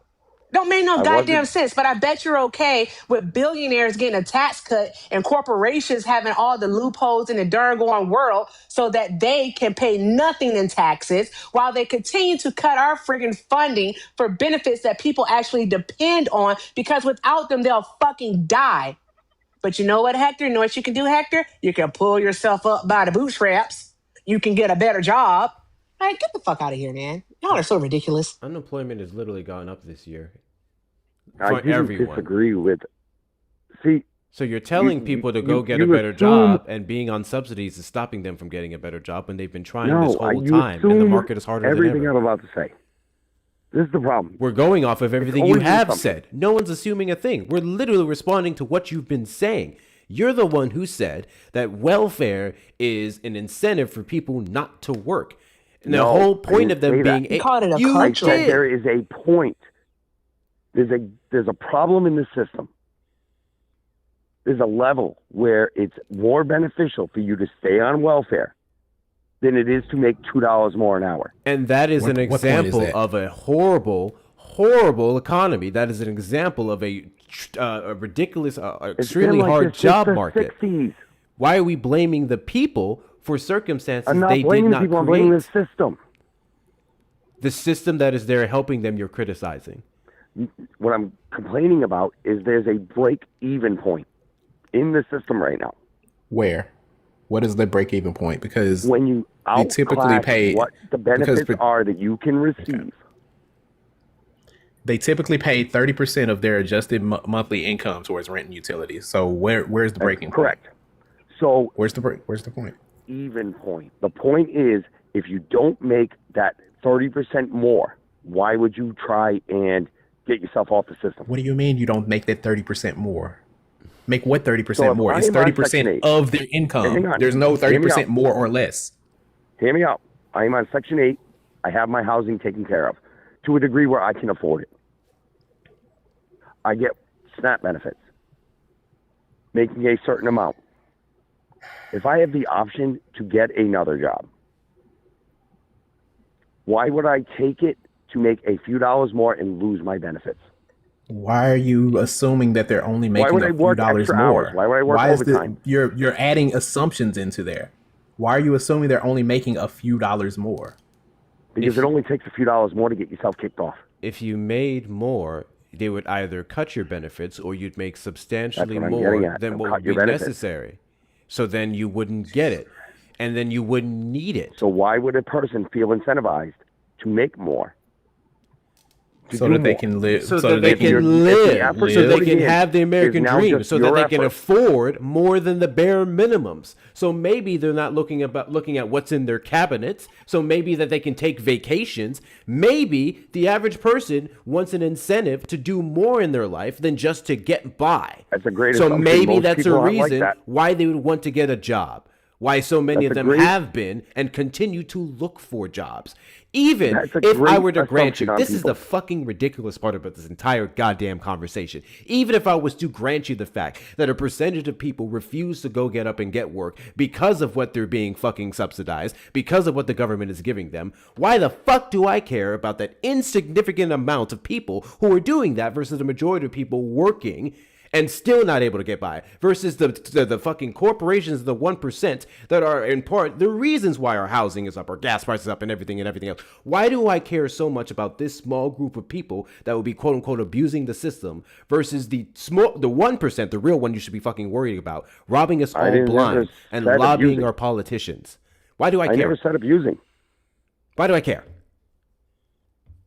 Why do you care about the billionaires making money? Because all those SNAP cuts, all those Medicare cuts, how has that helped you and I? You're not going to like my answer. How has that helped you and I? That's what I need Where do you you to think answer. SNAP goes? Where do you think the money we pay SNAP goes? Whose pocket do you think it ends up in? What? Whose pocket do you think SNAP benefits end up in? According to you, food, people who are where do you think taking that money goes right now? According the same to you, grocery stores that we buy stuff from. And who you buy it from the grocery store? Most people go to Walmart. They go to these companies. Where's that money end up? So the government's funding your billionaires. Yeah, they're triple dipping.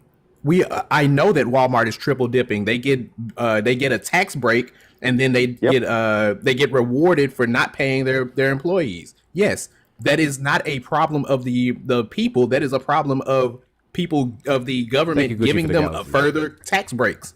So right now, the middle class, who pays a ton in taxes, is helping fund the poor to feed it back to the rich.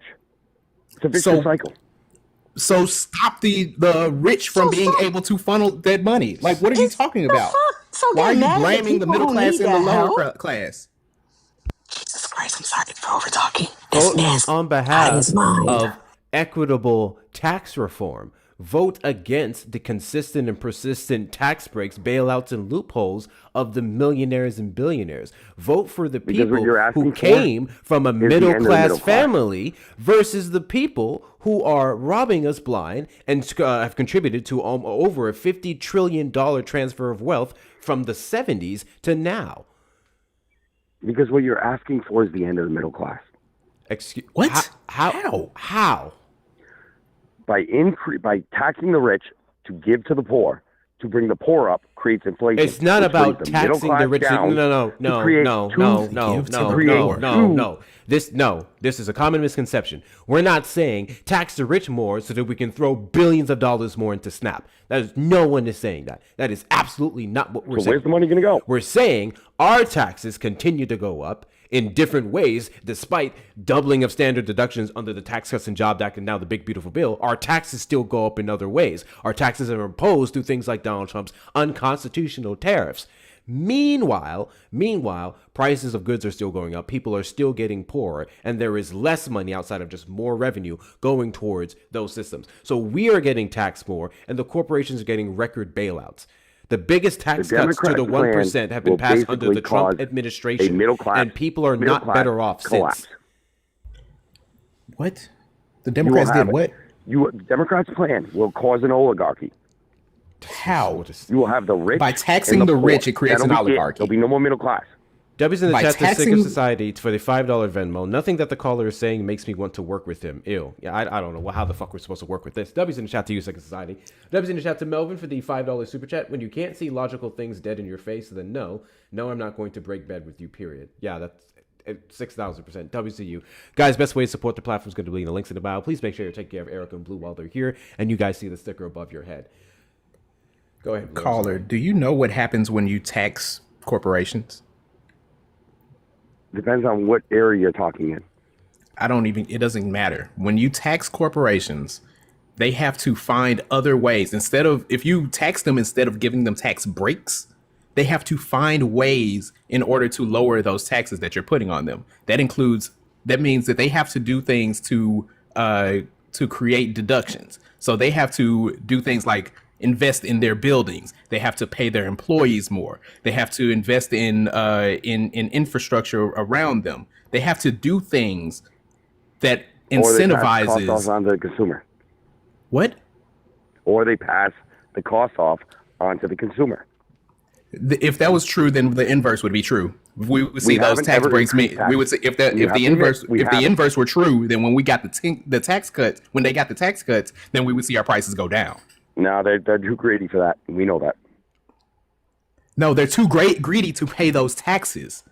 So they will. If they just inflated those prices, then they're going to lose revenue. They're still going to end up losing revenue because we're not going to buy it as much.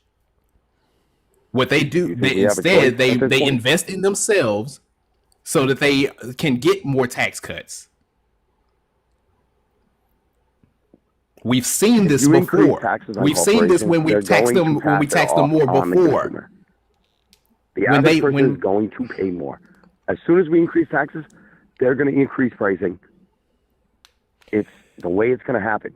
And then they would lose revenue by the average consumer not being able to afford their goods. Not to mention any proposal of corporate tax rate increases would necessarily be needed to follow up with price gouging bans, which is exactly what Kamala Harris put forward in the 2024 election, to where if those prices were able to be increased outside of the factors of supply and demand and profit margins, then we can say that it was against the law and prosecute those institutions. Also, we've quite literally seen so far in the state of New York under Zohran Mamdani's tax reform, Prices have not gone up outside of factors of say, gas. He hasn't done and any. groceries. Hang on. Mamdani hasn't implemented any of his things yet. None of them. We literally have the pied are in place. None of his proposals are in place right now. The pied-à-terre is literally going through it. The branch. What are you talking about? Which proposals has he put in place so far? Didn't New York get a surplus this year? Yeah, but he hasn't put any of his campaign and they just promises balance the deficit. in place Some of yet. those are commitments. No to free be buses. fair, but yes. No nothing. He's done nothing so far. They're literally going through the branches. We're about to have the first city-run grocery store in July. Or not Yes, July, but over the that's what summer. I'm saying. None of his stuff is in place yet. I'm saying the funding for those have already been allocated. The taxes have already been put in place or being finalized. They're still not in place yet. We don't see if they're going to function or how it's going to work The yet. wheels have already It sounds been great. turning. The The way legislation they has talk about already what been he's done. drawn up. But he's done nothing so far. He loves to tout the $130 million in landlord stuff. That's normal stuff New York had been doing up till this point. It just never was advertised. No, it's not. W's in the chat to Mighty Pen for the $5 super chat. So maybe single parents don't end up eating their kids' leftovers or going hungry so their kids can eat. Stop the cruelty. Yeah. Feeding kids leftovers. Jesus W's in the Christ. chat to you. What era are we in? May I say something? Yes, go ahead. I'm sorry, my AirPod fell out. So far, like what he's done so far is that he has done a universal child care. So basically, they've been able to expand the access to full daytime and full year 2 through kindergarten and 3 to kindergarten For programs. government workers only. See here. Okay. I want to make sure we can do this here. Government workers, not Americans? What the fuck are we doing? Nah, they're not. They're not. No, I'm just saying. It's Okay, only for also government workers. he That's all he's has put in place.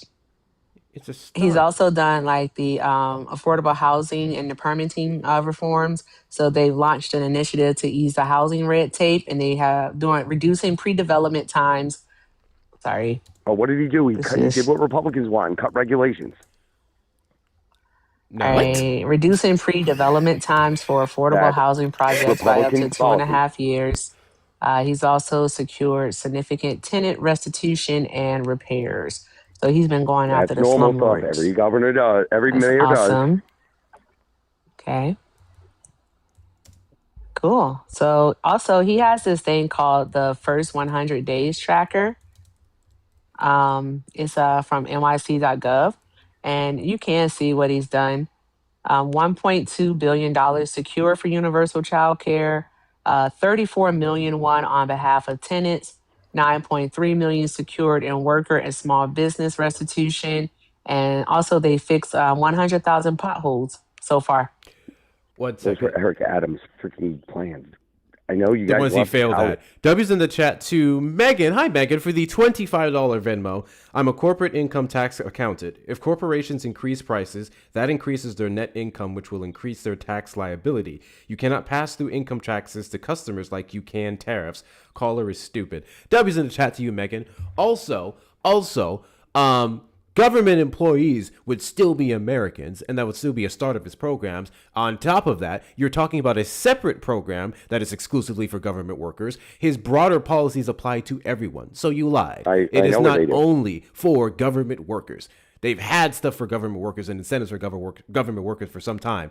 Zohar Mamdani's entire plan is to expand it on to the average American, not just the ones who work for the city.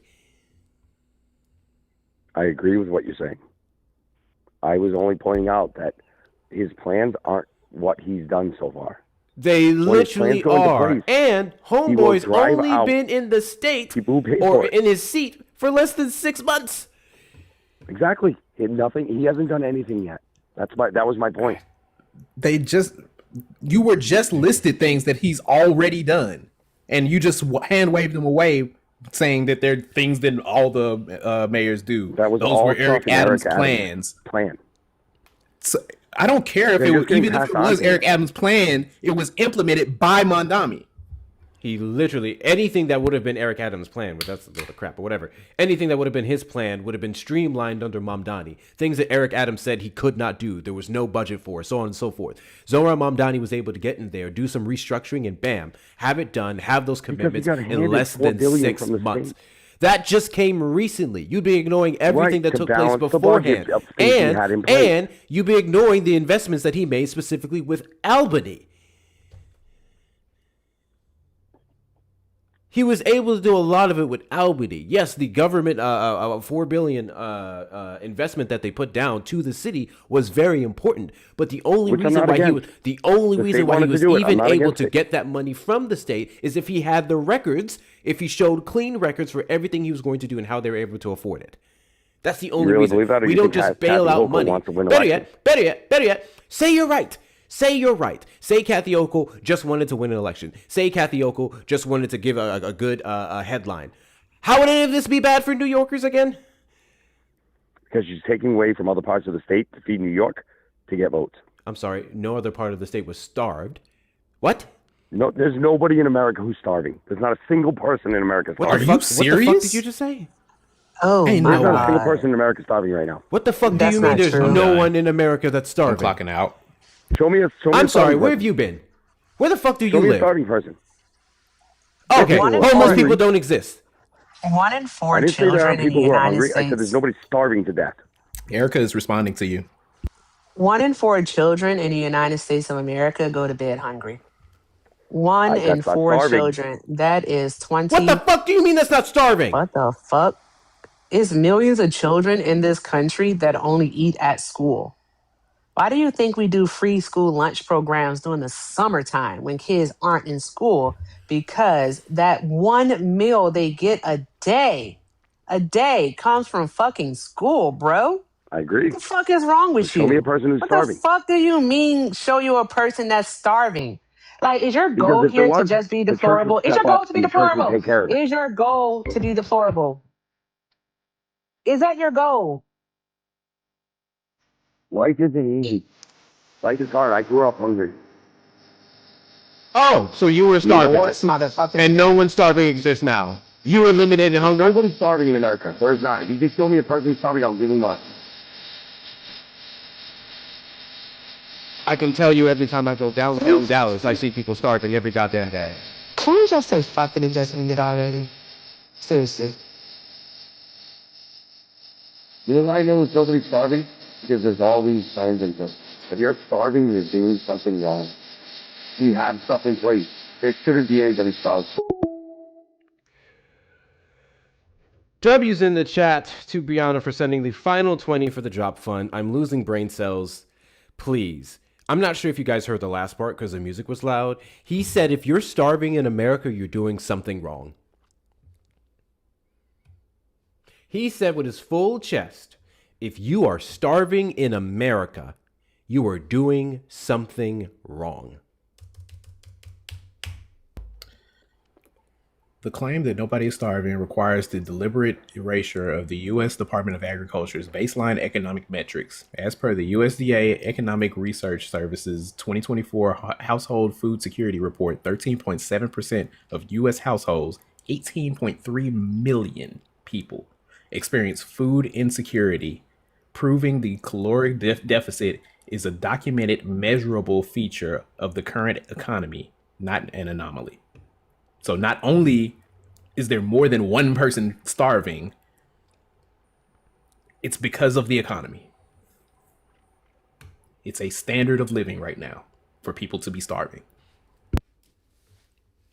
We can have a real conversation about cutting benefits and the timeline people are on said benefits when the Trump administration creates an economy that is able to get more people employed, when they're able to create an economy to where we have less complaints domestically and abroad, when we take care of homelessness, then we can talk about cutting these benefits. Until then, you're just being cruel for the fuck of it. Absolutely insane. Absolutely fucking insane. Guys, if you're not following me, hit that follow button in the top left corner. We are live every Saturday after 3 p.m. CST and randomly throughout the week. Eric, are you going live tonight? Absolutely not. God damn it. It's Saturday. I said I wasn't going to be on today. Oh. Can I correct something before you finish doing this? Go ahead. He's wrong. The universal child care daycare thing out in New York City is not just for government employees. There is a pilot program called the Little Apple that they're doing, but for the general for government, like for city employees, government employees, but for the general public, they have done universal 2 through K, as I mentioned. All right, where they are going to provide free full year, full day childcare for all 2-year-olds. And then, so 2-year-olds to kindergarten age. All right. And then also they are doing a program where they're extending nearly 100,000 3 through K and pre-K offers to families across the 5 boroughs, it says here. Yeah. So it's not just for government employees. So, yeah. He clearly didn't know anything happening in New York. He did not. He did not know a god thing about what's happening in New York. Where was he from? Let's see. I never got his state, I don't think. He said he lived in a blue city or a blue state, so. Of course he did. Of course. Yeah. But the last thing is that the reason why they won't say something negative about the billionaires and the wealthy and whatnot is because, of course, they feel that it's easier to just punch down on those in need. All right, like if you admit that the issue is that the billionaires and whatnot are greedy and that they are taking more than they actually give, then why is it that you make an argument that people essentially, for a lack of a better phrase, should just pull themselves up by the bootstraps? Get a better job. How do you get a better job when all of the better jobs are actually being replaced by AI? All right, who has thousands of dollars just sitting around, all right, to go to college so they can become a chemical engineer or some type of engineer? All right, a job that's going to be replaced by AI eventually any friggin' ways. And then also Trump is making it so that certain designations no longer even qualify for the max amount of student aid. He's reduced that amount. So it's like, man, get the fuck out of here. Like, just say you want people to suffer because you at one point felt that you were suffering and you want other people to know what it feels like. You piece of shit. You know what else I'm Jared, tired are of? you what else? I'm sorry. I was about to ask Jared, is he a Trump supporter? Jared, are you a Trump supporter? Yeah, I am. All right, hold please. Here's what I can't stand. I lived a tough life. I, no matter what happened to me, figured out a way to eat, live, and get it through the mud. So if I can do it, everybody can. I cannot stand that mentality. Because you, if you were able to get it through the mud, would have had some kind of circumstance that gave you the ability to do so. Whether it was a family member you can lean on, a loan service you could have used, or better yet, maybe you had none of that. Maybe you just slept in a hut for 6 months and ate out of a garbage can. And then from there you became a millionaire. Congratulations. Why the fuck would you want anyone else to go through that? I have zero problem whatsoever taking, on average, $30 to $50 of my tax dollars a year and putting it towards feeding people. Zero problem with that whatsoever, because they take hundreds more and put it for war. Jared, did you vote for Trump? I already asked that question. Do you regret your vote? No, I don't. Why is that? Because I support what he's already done. And I support, everything else that he's doing. So, I mean, what is there like a possible certain thing you want to question me on that maybe would make me lose support? Or I'm not here to make anyone lose support, but I do have some questions. Guys, this is the update that we had on the possible gunfire near the White House.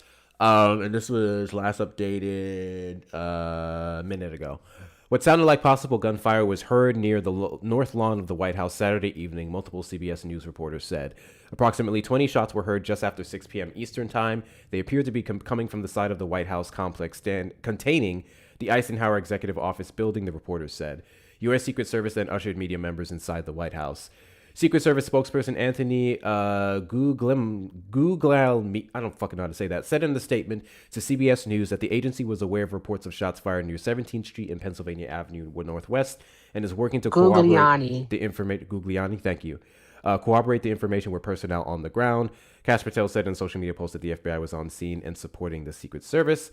President Trump was at the White House as of 4 p.m. White House spokesperson Stephen Chung had said earlier. CBS News White House associate producer Emma Nicholson said a CBS News crew was preparing to record for CBS Weekend News when they heard the shots and ducked to the ground. Nicholson said that they were then ushered into the White House shortly after. The security concern comes nearly a month after. I'm not gonna care. All right, so that's what terrible. We have so far on the news. You said you support everything he's done and everything he's doing so far. So give me something he's done that you support and something that he's trying to do right now that you support. Yes. Real quick, do you guys condemn any violence like done against Donald Trump? I condemn political violence.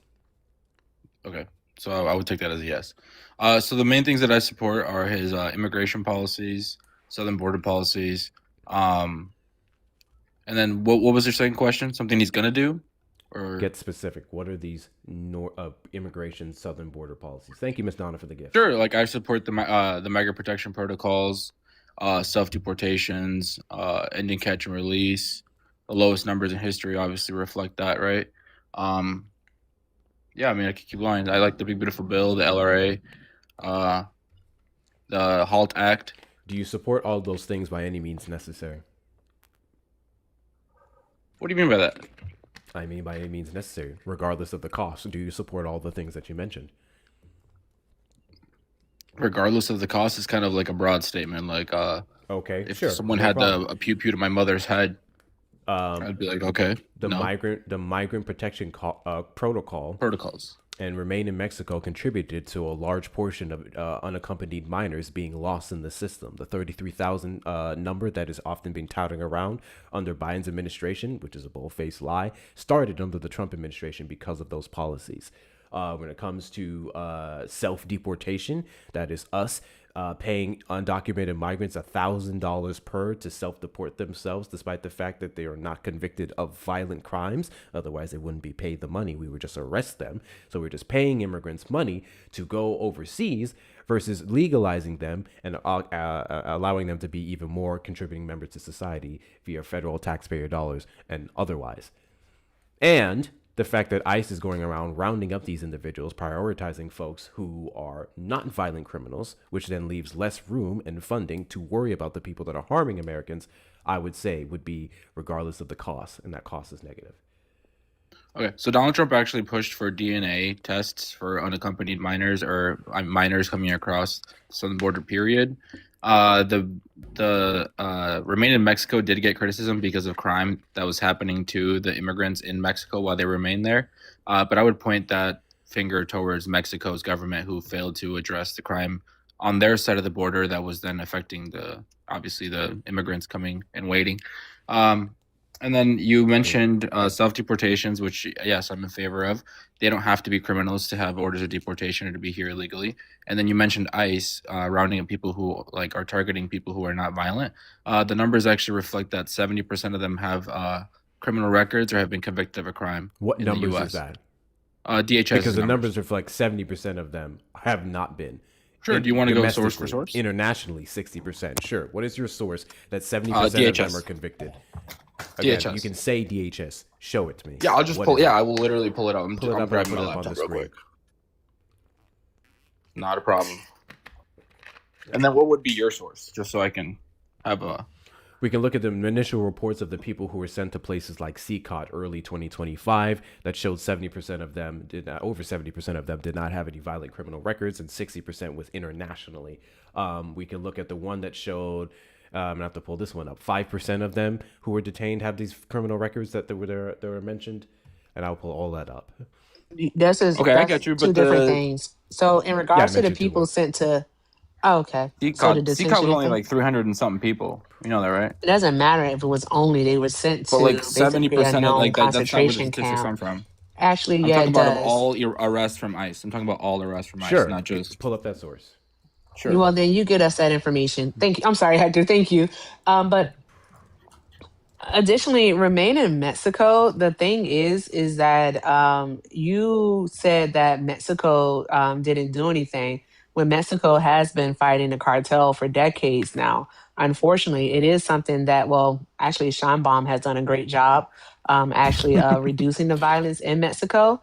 But another thing that they had an issue with Remain in Mexico, the criticism that you failed to actually mention was a lack of due process that the immigrants could actually receive because of the simple fact that they weren't able to find legal representation to actually represent them in their immigration case. Also, they couldn't communicate with different people that could help them with their immigration case, so their asylum claims. So there's that. And also, because of this, they were unable to actually, many of them were unable to properly present their asylum cases when they finally did get their immigration hearings. So we had that.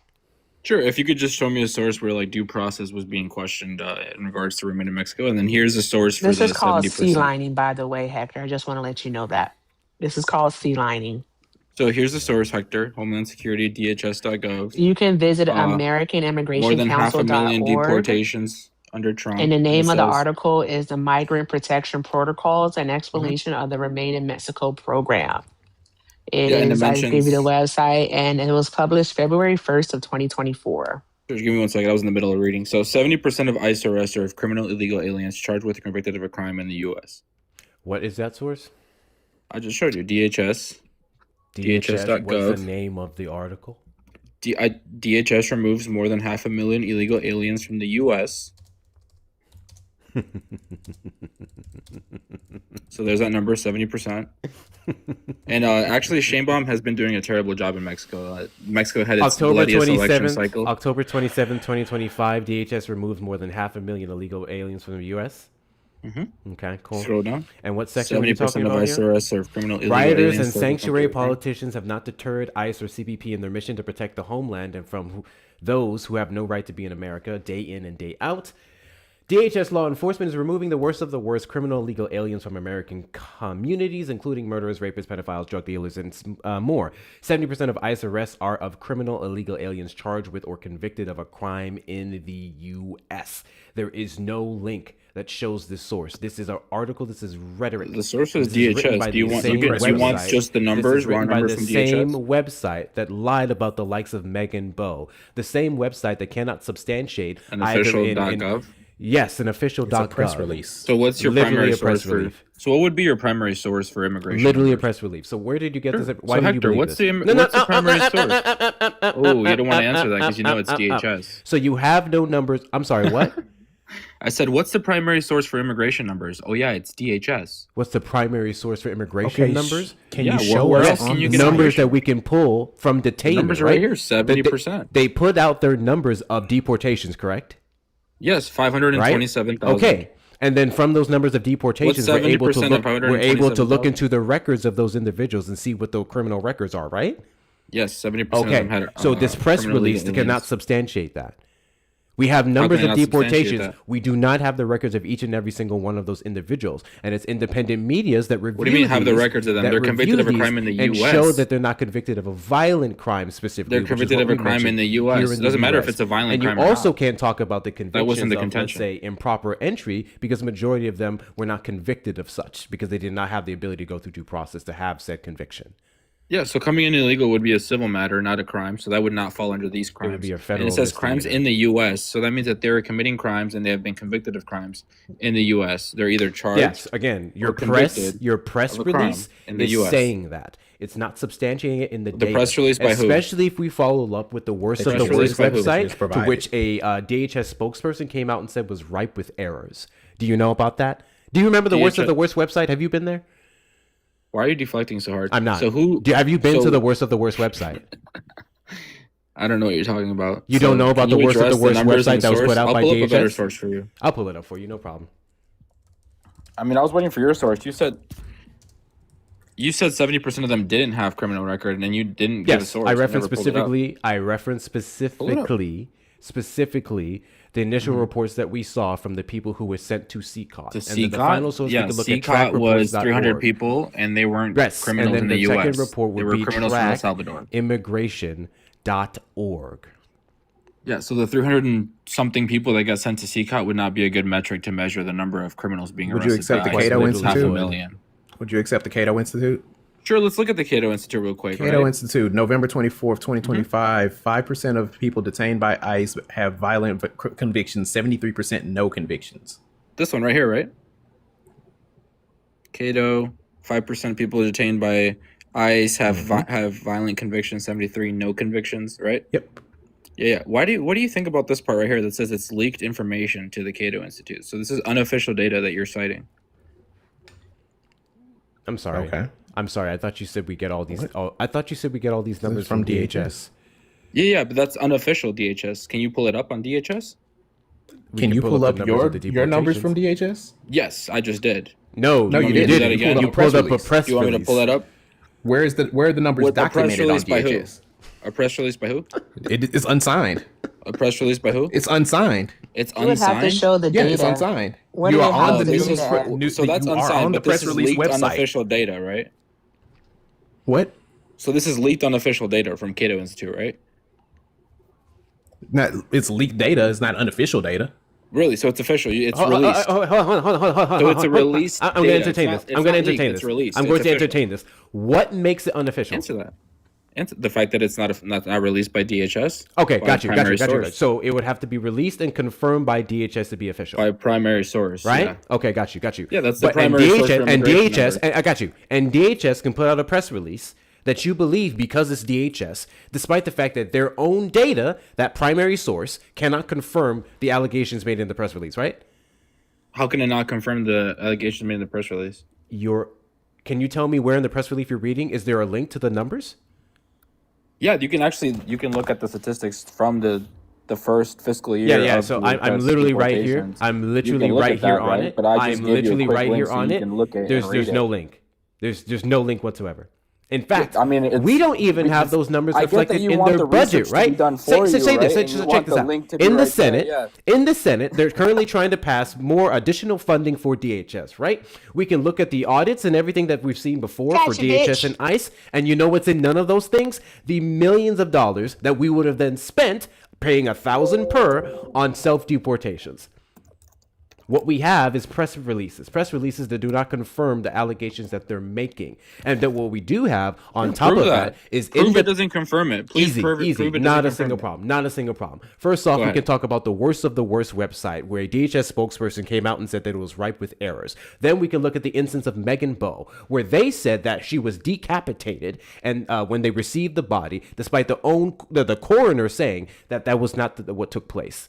Do you remember that story? No, I think it's irrelevant. What do you mean it's irrelevant? Because it has nothing to do with deportation numbers or DHS or Border Yes, Patrol. it does. It is challenging the credibility of DHS under Kristi Noem and now Mark Wayne Mullen. To name Mark because they Wayne. haven't told the truth. If you want me to believe, Ew, is this Torta? if You you would have wa- to prove that I have first, no idea though. who this is. Anything Sounds to like run it. away, right, Erica? Anything to dodge the conversation. Oh, and the wait, debate. this is Torta, isn't it? Anything He's to lose the farmer debate, band right? over here too. Hey, Torta. Hey, I get you Torta. love Torta, but Hey, Torta. you're just getting shit on Hey, in Torta, debate. where's Not your everyone where's is your Torta, where's your Erica. source, Torta? Not everyone Where's is. your source, Torta? Is Torta, but DHS.gov official release data. Yeah. Not fucking Cato Institute leaked unofficial data. Oh, run away. Torta was permabanned over here for one. He just keeps popping up on different accounts. Secondly, He has issues. If the best you have is press releases, and you believe the press releases, but then you're challenging leaked media because your own DHS refuses to put out the actual numbers. Oh my God. Anyway, I've been over this a few times. This is what I want you guys to think about. Seriously, if you're ever in an immigration debate with someone, tell them to show in the budget where we've spent, hold on. How much self-deported again? 1.6 million. So let's do some quick math. Right? 1,000 times 1.6 million. Hold on. 1.6 million. Okay? That is 1,660,000. Wait, hold on. 1,600,000. 1,600,000,000,000. 1,600,000,000,000. Hector, I Hmm. just want to let you know that the amount that they've allocated for this is 915 million. That's the amount that they allocated for it. Also, remember, Donald Trump, all right, himself has said that so far it has helped 2.2 million people self-deport. That's what he said. All right. 2.2 million people self-deport. All right. CNN, I don't even like CNN for it, but CNN actually had an exclusive back in March of this year. All right. And as of the publishing of this Oh, excuse report, me. it said it 1.6 was, billion, not trillion. yeah, 72,000. You be interrupting at the wrong time, man. Like, goddamn. We're gonna have to talk about this on the back end. But only 72,000 people so far have actually been able to use the whatchamacallit, the self-deport feature from the CBP Home app. Call from Steven. Steven, you're on the line. Did you vote for Trump? Do you remember me, man? You know. Weird. Peculiar. Manny, what do you got? Hector has fans. I was actually just coming up to say that within the Cato's own research, we don't have to use the leaked data. We can use Deportation Project, which has Freedom of Information Act, detainments, arrests, and removals, as well as encounters for 2025, 2026, and their data shows the same thing that Cato does. So I was just going to argue that that based on all of that information, I don't need to use Cato's. Yes, it is leaked from DHS, but I don't even need to use Cato's leaked information. Call from. To accept, press 1. To send a voicemail, press 2. They're not saying their name. I think it's the same fucking weirdo. Just getting. They also say within the Cato report that that the broad facts are confirmed by publicly available DHS data. Yeah.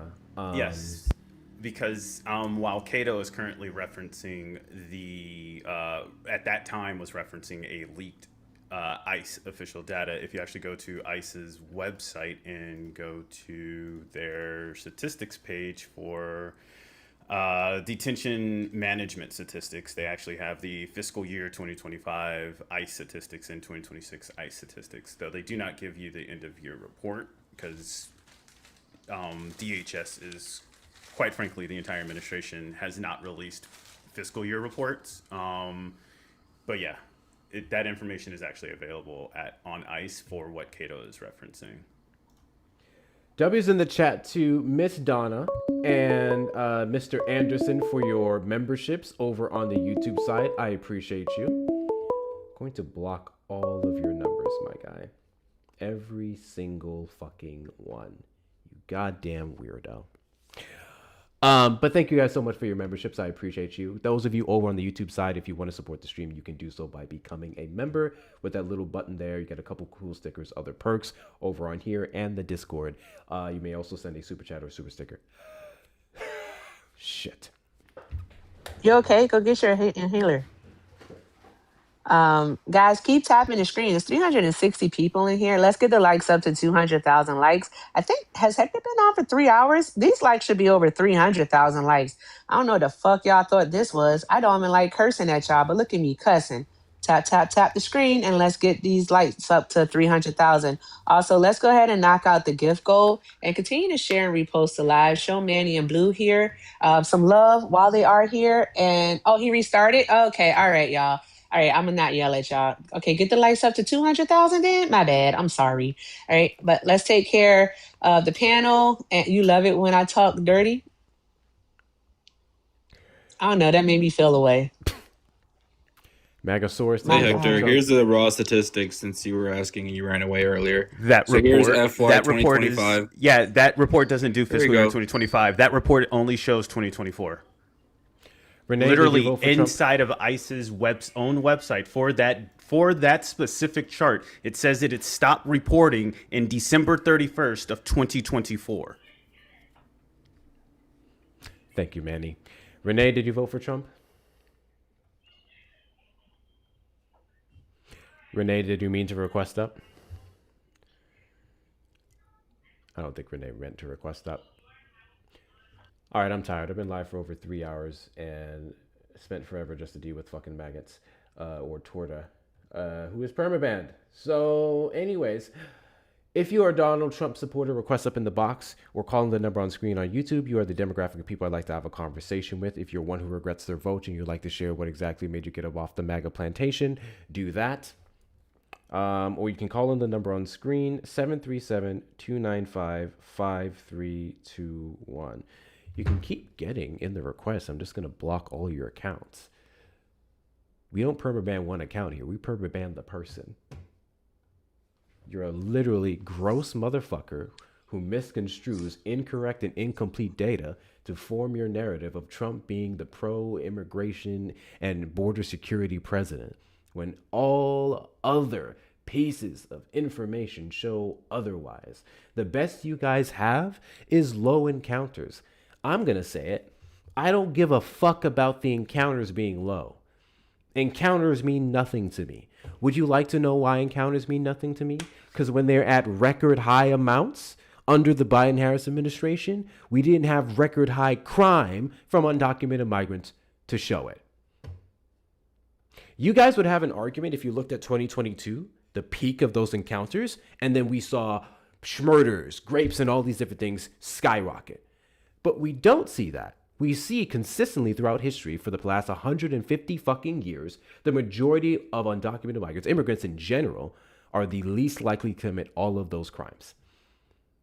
So quite frankly, I'll take more immigrants over you average weirdo fucking white boys, wherever else, here in the United States, sucking off ICE, sucking off Trump. Any day, every day of the week. Thank you guys so much for your stickers and stuff over on your YouTube side. YouTube is weird. I didn't even know YouTube had GIFs for a while, and now they do, but they don't show up in a way I can read off unless I catch them on the fly. But thank you guys so much for your YouTube GIFs. I appreciate you. With that being said, Blue, Manny, how y'all doing?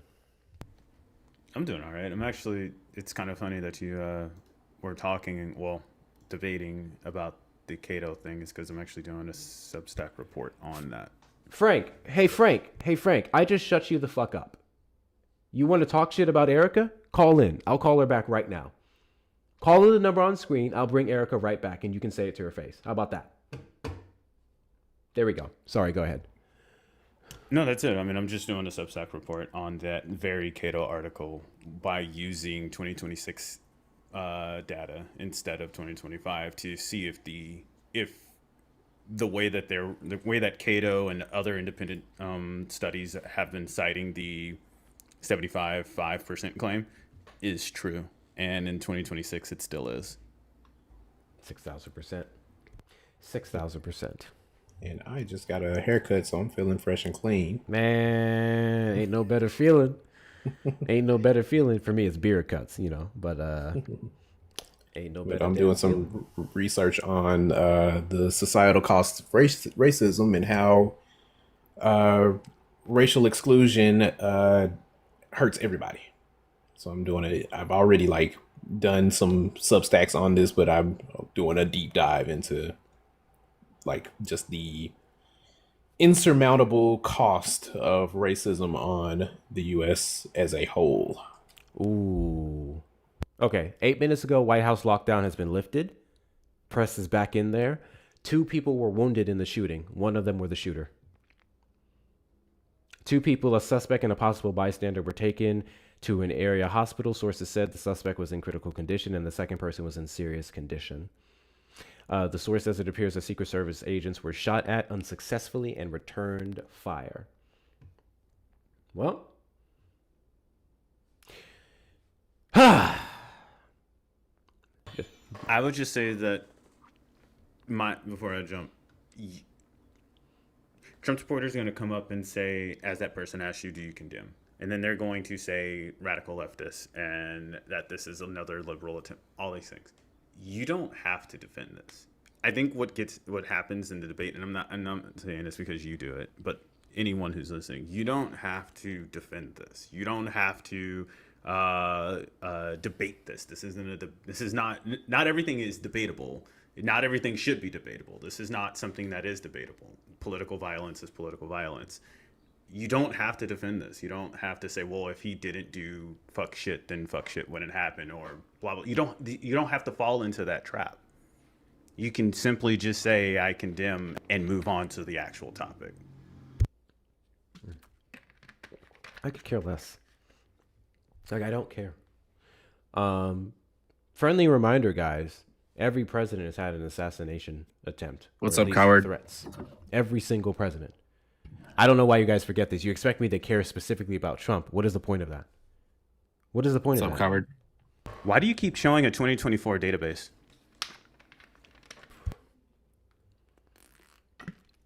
I'm just blocking all of his accounts.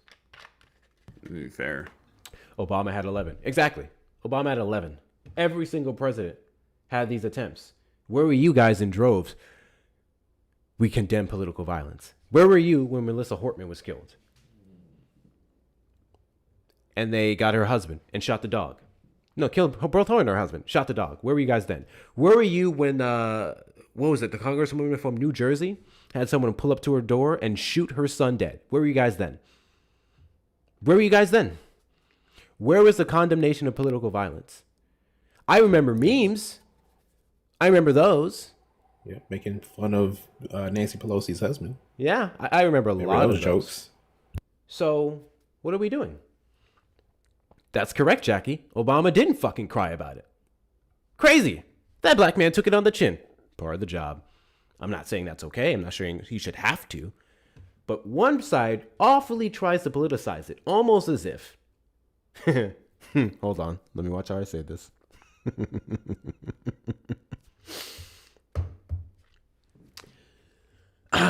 Is it very likely that one of the most controversial presidents of all time had an increased amount of assassination attempts on him in a small amount of time? Absolutely. It would make sense. To me, it makes sense that Donald Trump would be the president to have more and more death threats and assassination attempts. That makes sense because he's such a horrible human being. That makes sense. Now, the likelihood of all of them who got particularly close and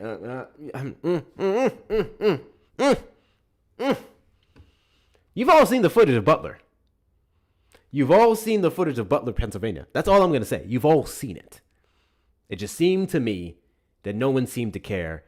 It just seems to me that we would have records of a scar and a picture. Instead, we have more justifications for them to get taxpayer dollars to go towards a ballroom that no one asked for. Just interesting the timing of these things. It's almost as if the more I fail, the more people get this. The more he fails, not succeeds in his draconian measures, the more people try to kill him. The more he fails, the more people try to kill him. Does that make any sense to anyone? Because it doesn't make any sense to me. I'm just saying. If you're not following me, hit that follow button in the top left corner. We are live every Saturday after 3 p.m. CST and randomly throughout the week. Also share out the live. Don't care about the shares. We're about to end. Knock out the journey goals. Knock out the journey goals, y'all. We need about 23 more of those to be clear. And check out the links in the bio for the best ways to support the platform. Whether you're following me on all the social media platforms, join the Discord community to which we are over 700 members strong. Getting yourself some merch off the merch shop at hectorshops.com with 2 R's, or finally donating directly in the links in the bio. Thank you to all who have supported so far. If you want to say hi to my cute face, support everything that we're doing here, you love the information, the edutainment, please feel free to donate to the Cash App, PayPal, and Venmo at Hector Talks with 2 R's or Hector Pal with 2 L's and 2 R's on the PayPal. Those of you over on the YouTube side, please make sure you hit the like button on that stream, subscribe on your way in or on your way out. If you'd like to support the platform, you can become a member or send a super chat or a super sticker. Thank you so much to the members that we have so far. Thanks to you, Anderson, I can go ahead and add that final drop sticker. So friendly reminder, hold on, let me play it. We have 2 drop songs. Whatever you, edutainment, yeah, that's what I call it, edutainment. I got that from Erica. We have 2 drop songs. So the first drop song is going to be Jimmy Barnes Screaming, okay? And that's this one you guys have heard.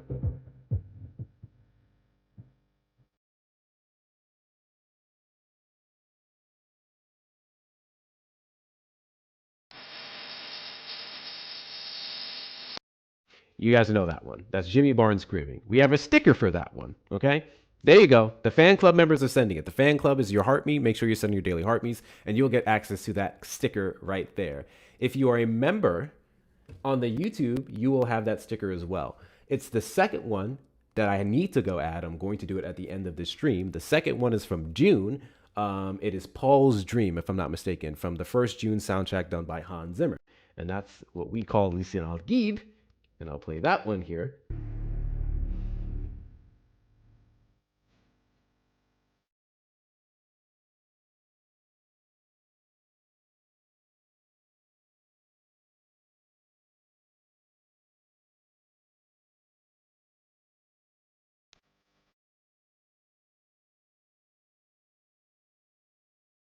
Y'all know that one. So that sticker is not added to YouTube yet. The people over here, they're fine. That one hasn't been added to YouTube. I'm going to do that at the end of this stream. And those are the stickers that we spam in the chat whenever we meet our drop goal and get rid of bigots. So if you'd like to do so, become a fan club member, or if you're over on the YouTube side, become a thingamajiggy. You get a couple other cool perks when you do. Which one is y'all's favorite? Paul's Dream is your favorite? Let's do a vote. Let's do a vote. I'm curious. To my OGs, let me see. Let's do a vote. I know what my favorite is. I'm about to drop, bro. Gotcha. I appreciate you coming up, Manny. Guys, make sure you're following Manny. You'll often see him pop up on panels. Also, please, link in his bio. Check out his Substack. Manny has a Substack. He's the immigration expert where he breaks all of this shit down perfectly. So make sure you're following him. Appreciate you coming up, Manny. All right, yeah, so no problem. Thank you. Let's do this. Thanks, Manny. The quick poll. Why is it not working? Why is nothing working? Okay. Smiley face for Jimmy Barnes screaming. Frowny face for Lisan Al-Gib. Smiley face for Jimmy Barnes screaming. Frowny face for Lisan Al-Gib. I already know what the majority of you are going to say. That's because y'all don't know shit about Dune, okay? Y'all are Dune haters and I don't like it. Smiley face for Jimmy Barnes screaming. Frowny face for Lisan Al-Gib. It's just that the scream is iconic. The scream is iconic. But so is Paul's Dream. Say what I said.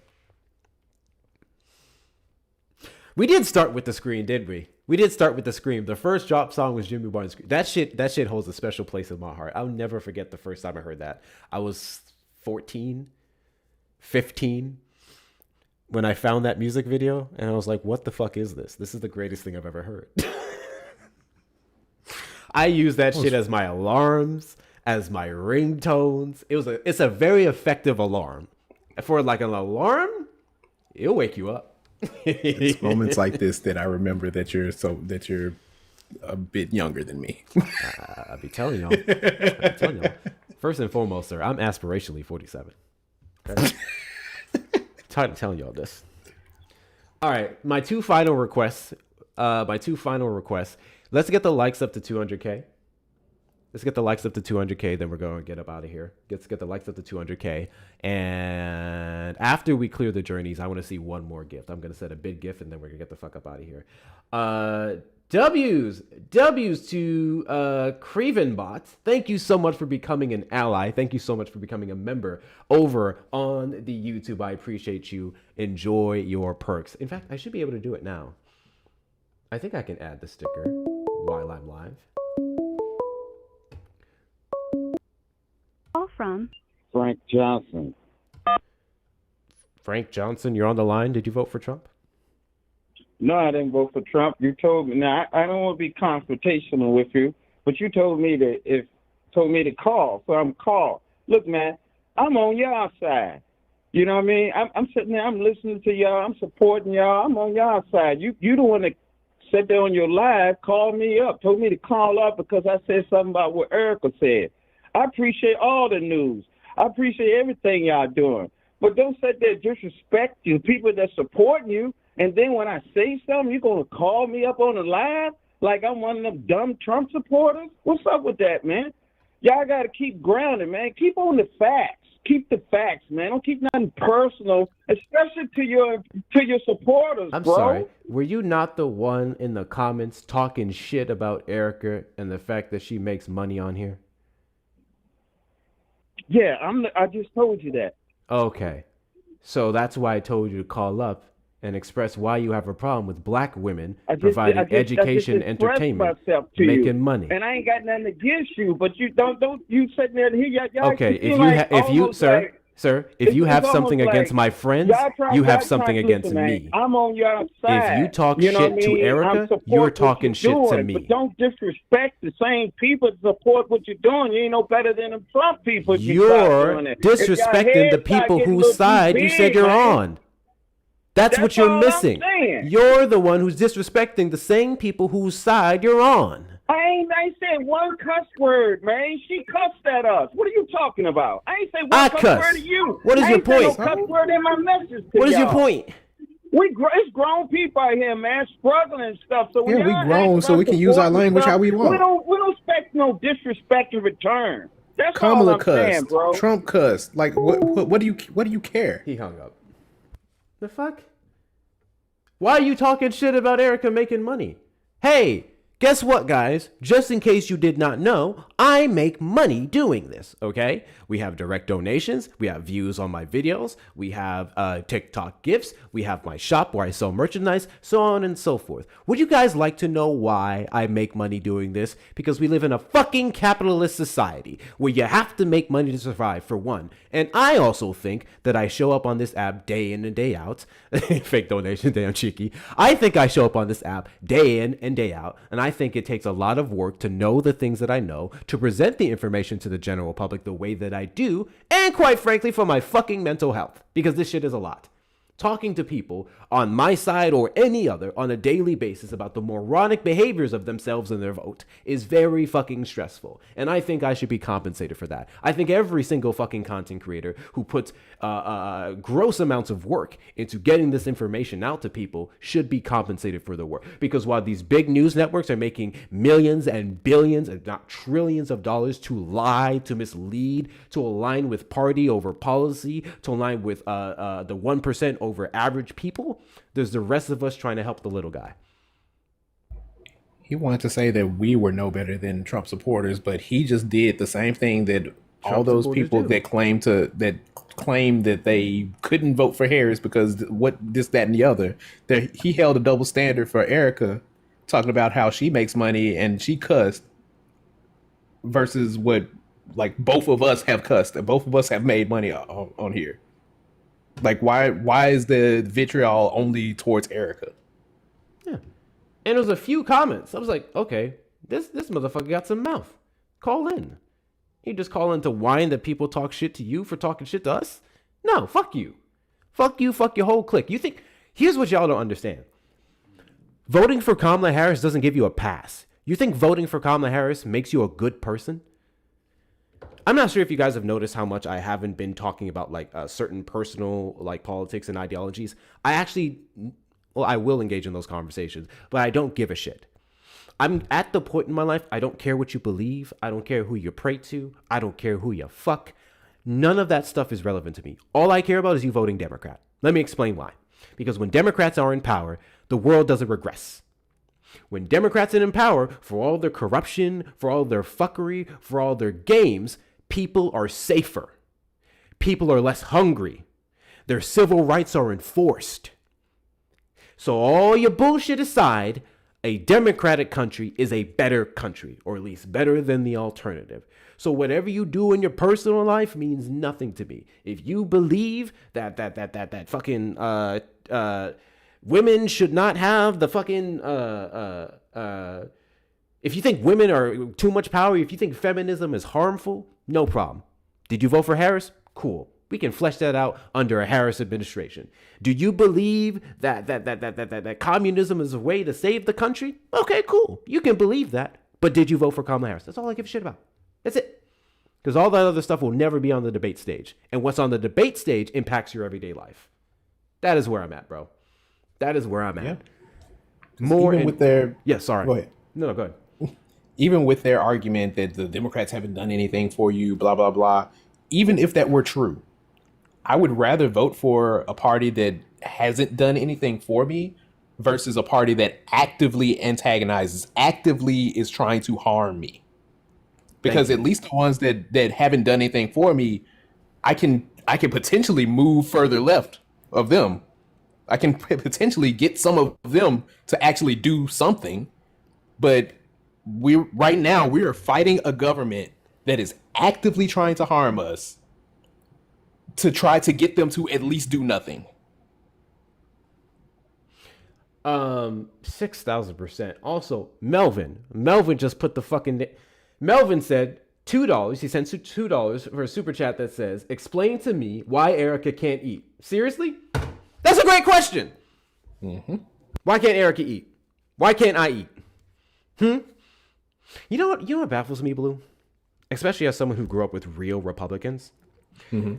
I grew up around Republicans that were very pro. They're very pro lift yourself by the bootstraps, and that comes in some harmful things.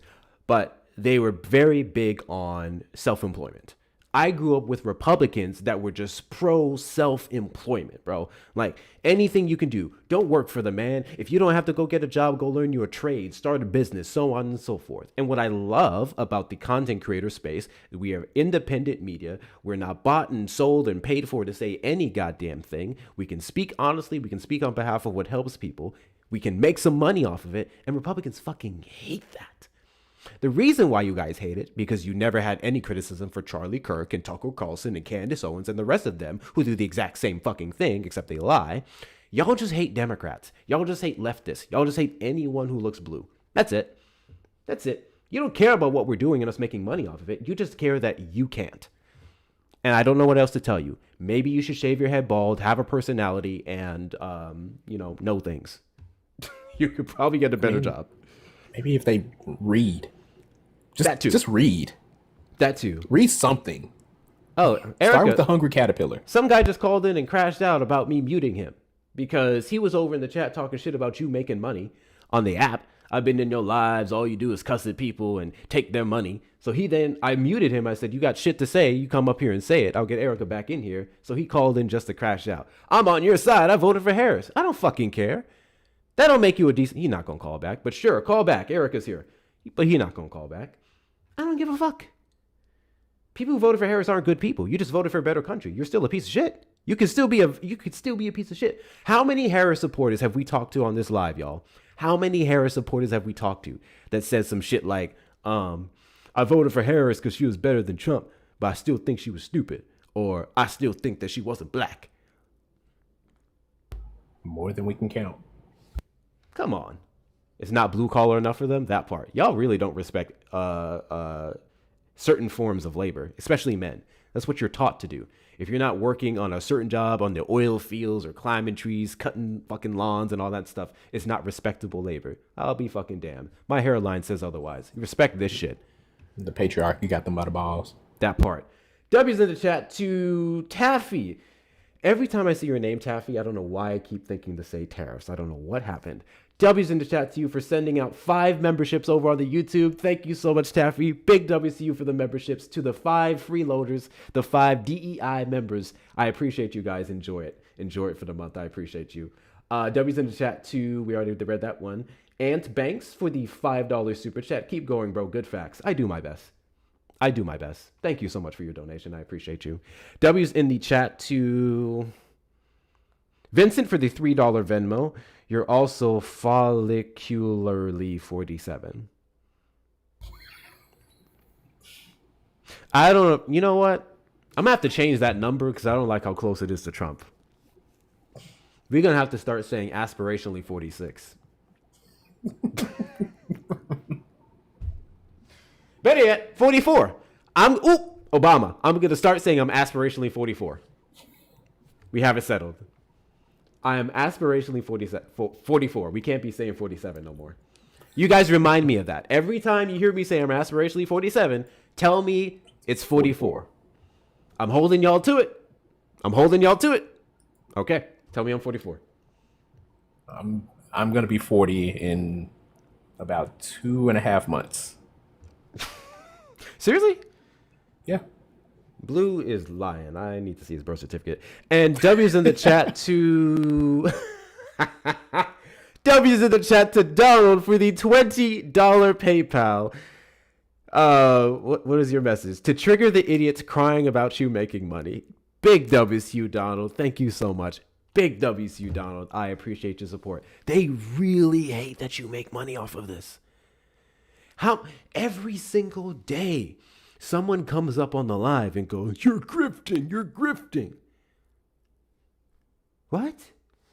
They hate it so much. Why? Why? I'm going to say this. As much as I hate them, I'm going to say this. I respect Trump supporting content creators more than I respect Fox News. Even though all you guys do is lie and put out false propaganda, I support independent media. Because then I can just make a proper response debunking your stupid ass, even if it doesn't get the same views. I win in that scenario. I support people over corporations making money. I support people over corporations running the economy every day of the week, even if they're from people that I vehemently disagree with. What's up, Erica? Chiller. All right. Is my signal okay? Your signal's good. Mm-hmm. Fantastic. Wonderful. Wonderful, wonderful, wonderful. All right. All I'm gonna say is that and I'm gonna actually keep it very cute because life is good, God is good. You know what I mean? Hector and Shauna know exactly what I'm talking about. All right. No miserable ass person on the internet is gonna steal my joy, but that don't mean that I can't talk shit. So let me talk my shit. All right. I have a career in insurance and finance. All right. I've always had a passion for politics. And one time I tried to unfuck America with some friends and some shit had happened. And I actually lost my job with the city that I live in because I was working at the city. Right. And so with that, I decided to do this full time. I put a lot of work, a lot of time, a lot of money, a lot of effort into this, all while raising a 12-year-old kid who happens to live with autism and ADHD, right? It is not easy, but I do it, all right? I also, because I'm talking my shit, I also help out the community, all right? For a very long time, I was helping people out of my own pocket, right? Just like here and there, PayPals, Venmos, whatever. And when Cash App was a thing for me, Cash Apps, right? Just helping people. I've given away a lot of merchandise. I've also done quite a bit of mutual aid, bringing communities together to help out each other. So we have that, right? So with that being said, as I typically say, not only off of this app am I a mother, a friend, all right, a daughter, a niece, a provider, all right, on this app, all right, and what I do for work is I'm a goddamn director, I'm a producer, a production assistant, a writer, a journalist, a political commentator, a fucking editor, all right, a fucking graphic designer. Check out the website, all right. Also, I'm a fashion designer because I be making t-shirts and shit and mugs and whatnot, all right, designing hats and shit, all right. So this is not something where I just put up a fucking phone and hit go live. That's not how any of this works. All right. So I'm continuing to pop my shit and you can continue to hate all that you want. All right. And the reason why you will continue to hate is because you're substandard. You should have made better decisions in life. Ain't that what you tell other people? Ain't that what they tell other people? All right. Make better decisions. Go get a fucking personality. Allow people to actually like you instead of being insufferable. Do that. All right. And Frank, I bet your bitch ass won't call back. I bet you won't call back. Matter of fact, give me his fucking number. I'll call him. The fuck are we even doing here? I don't even understand how you let a person that you ain't never met a day in your life. You don't know me from Adam, Paul, Sam, Jack, or Tom. And Billy too. Linda and Sarah and Amy. But you mad. What you mad about? What you mad about? I'm here now. I'm here. Call, please. Call. Motherfucker. Fucking Hector. Let's be so very freaking for real. Hi, Erica. And I don't even really address these Durgon people, but I am addressing these people today. This is so stupid. Hey, what you mad about?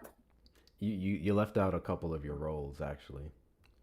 Please remind. Please remind me. It's a lot. Therapist. Oh, fuck me. Yeah, that's right. Therapist. Auditor. Oh, God dang it. I just had the third one. something supporter, something. Is it the supporter. audio visual? Yes, audio, visual, director. Not director. What do you call him? What do you call him? Technician, adjuster, all that shit. All that shit. First off, you motherfuckers know this because you're there sitting on our fucking 4, 5, 6, 7, 8, 9-hour lives, setting up everything to where guests can hear the callers can hear the guests, y'all can hear the music, this and do to this. Bruh. People, like you said, Erica, people really think we just press a button, go live, whoop-de-daisy. They have no idea what we do on the back end. Y'all think it's easy to know all the shit that I know? And I know half of what Erica knows. Y'all think that shit is fucking easy? Y'all know the time I take out of my personal life from watching my shows and my movies and entertaining and doing all this other stuff to sit down and read about how the world's going to shit and Trump's making it worse on a daily basis just to spend all that time doing that due diligence and come up on this live, have one person come up and say I'm wrong. And then when I ask him to prove me wrong, he says liberal sources, liberal media, Google is a source. Google's a left-leaning source. I'm so sick of people saying Google's a left-leaning source. Nigga, Google is a search engine. What are we doing? It is a search engine. Okay. It is a search engine. There we go. I just added the Lisan Al-Gib sticker for the YouTubers. I have a couple more to add. YouTube is weird. You can't add certain stickers unless you have a certain amount of memberships. I'm sorry. Go ahead. No, you good. Erica, you cursed like 10 times in there, so that just negates all of the things that you were saying. It negates all your roles. Sorry to inform you.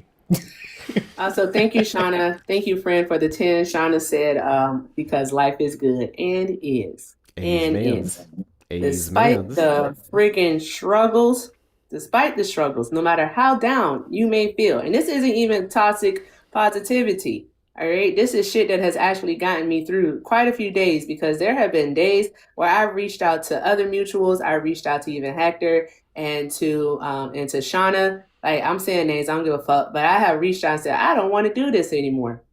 It's fucking hard. It's not easy, but you keep going on. You keep going. Because one thing that doing this has showed me is that humans are not inherently bad. Humans, I don't believe in the benevolent good, but I do know that when humans care about something, they can come together, all right, and they can make shit happen. All right? And to that motherfucker Frank, I know you hear me. All right? I hope every single cuss word bruises your fucking soul. That's what I hope. Anywho, I'm going to drop down. You know, I got to protect the main. All right, bye. Tap, tap, tap the motherfucking screen, y'all. Appreciate you, Erica. Oh.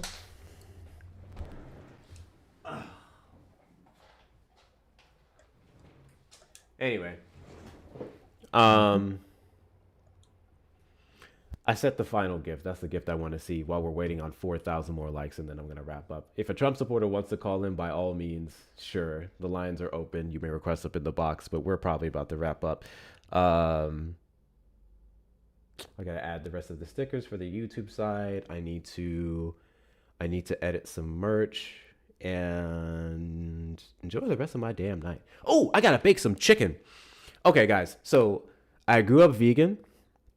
And growing up vegan, I didn't cook meat. And then I started eating meat when I turned 19. But then I would only do like pre-made meat, like the stuff that was basically already prepared. You basically only have to warm it up or throw it on a stovetop. That's the only way I ate meat, because buying raw meat and cleaning it and washing the blood and all that stuff was gross to me. And I got over it. And I started buying the raw meat and all that. But up to now, and this is now going on 10 years into eating meat, I always forget to prep my chicken the day before. So I'll have a day where I do my meal prep. Like yesterday, I do my breakfast and my dinner, and I have everything but the chicken because I forget that you got to put it in the fridge for 24 hours, put your little oil in and your seasoning to soak it up. I bake my chicken. I don't fry or anything like that. I only bake my chicken. So I put it in the fridge for 24 hours, and then I bake it the next day. And as of 2 p.m., that should have been in the oven. So I got to go bake my chicken for dinner tonight. I mean, you don't have to. How do you cook your chicken? Yes, we talked about that, Linka. 2 people were wounded. One of them was the shooter. He's in critical condition. Yeah. Another White House shooting. In more important news than the White House, a Pokemon fan sues Nintendo after being denied Professor title. Wait, what? What'd you say? A Pokemon fan has sued Nintendo for being denied the title of Professor. Turns out you can't become a Pokemon Professor if you have a pending arrest warrant.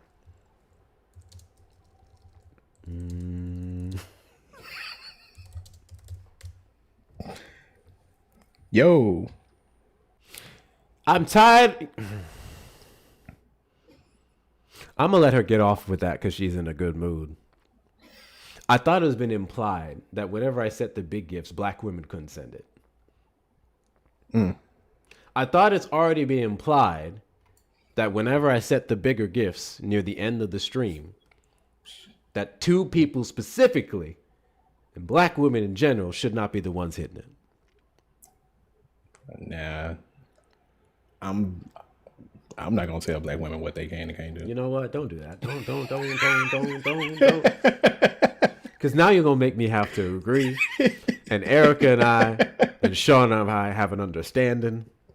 I appreciate that, Blue. You're supposed to support me, nigga. You're supposed to be on my side, nigga. Listen, the 92%. Get your simp ass out of here. Simping for black women.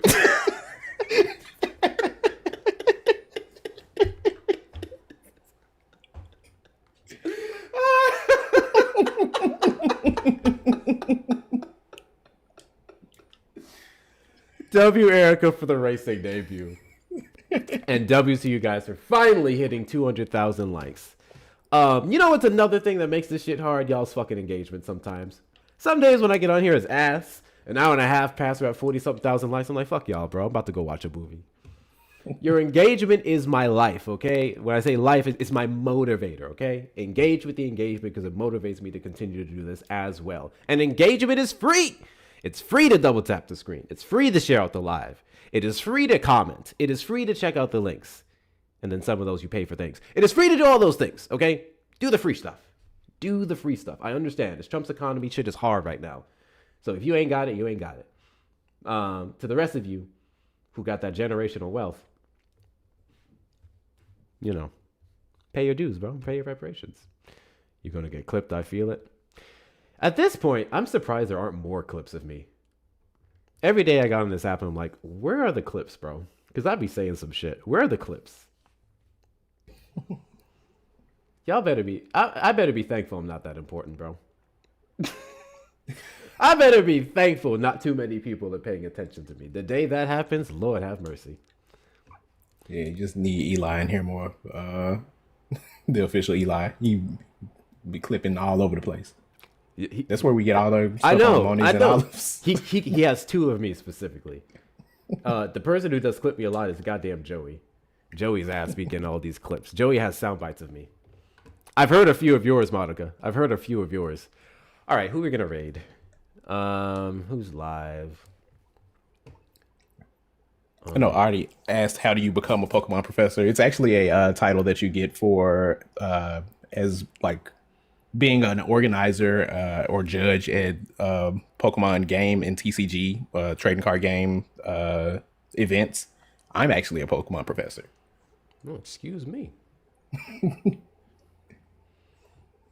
So if they held local video game or video game tournaments or TCG tournaments, I could actually go and help organize. Let's see. None of my mutuals that we can raid are live on the YouTube side. So we're just going to go ahead and wrap it up here. Go to wherever you guys want to go, but I can't raid anyone. No one's live that I can raid. Thank you so much to all the people over on the YouTube side. Appreciate your likes, your comments, your shares, your subscriptions, your super chats, your super stickers, and your memberships. Even the ones who got them because of Taffy. Thank you guys so much for your memberships and your support. Means a ton. I will catch y'all in the next stream. We should be live tomorrow, and I'm shooting for an early one. I'm shooting for noon. So we'll see about that. No one knows anything about the shooter just yet. We're still waiting on that information. Any case, I'll catch y'all in tomorrow's stream. And enjoy the rest of y'all Saturday night.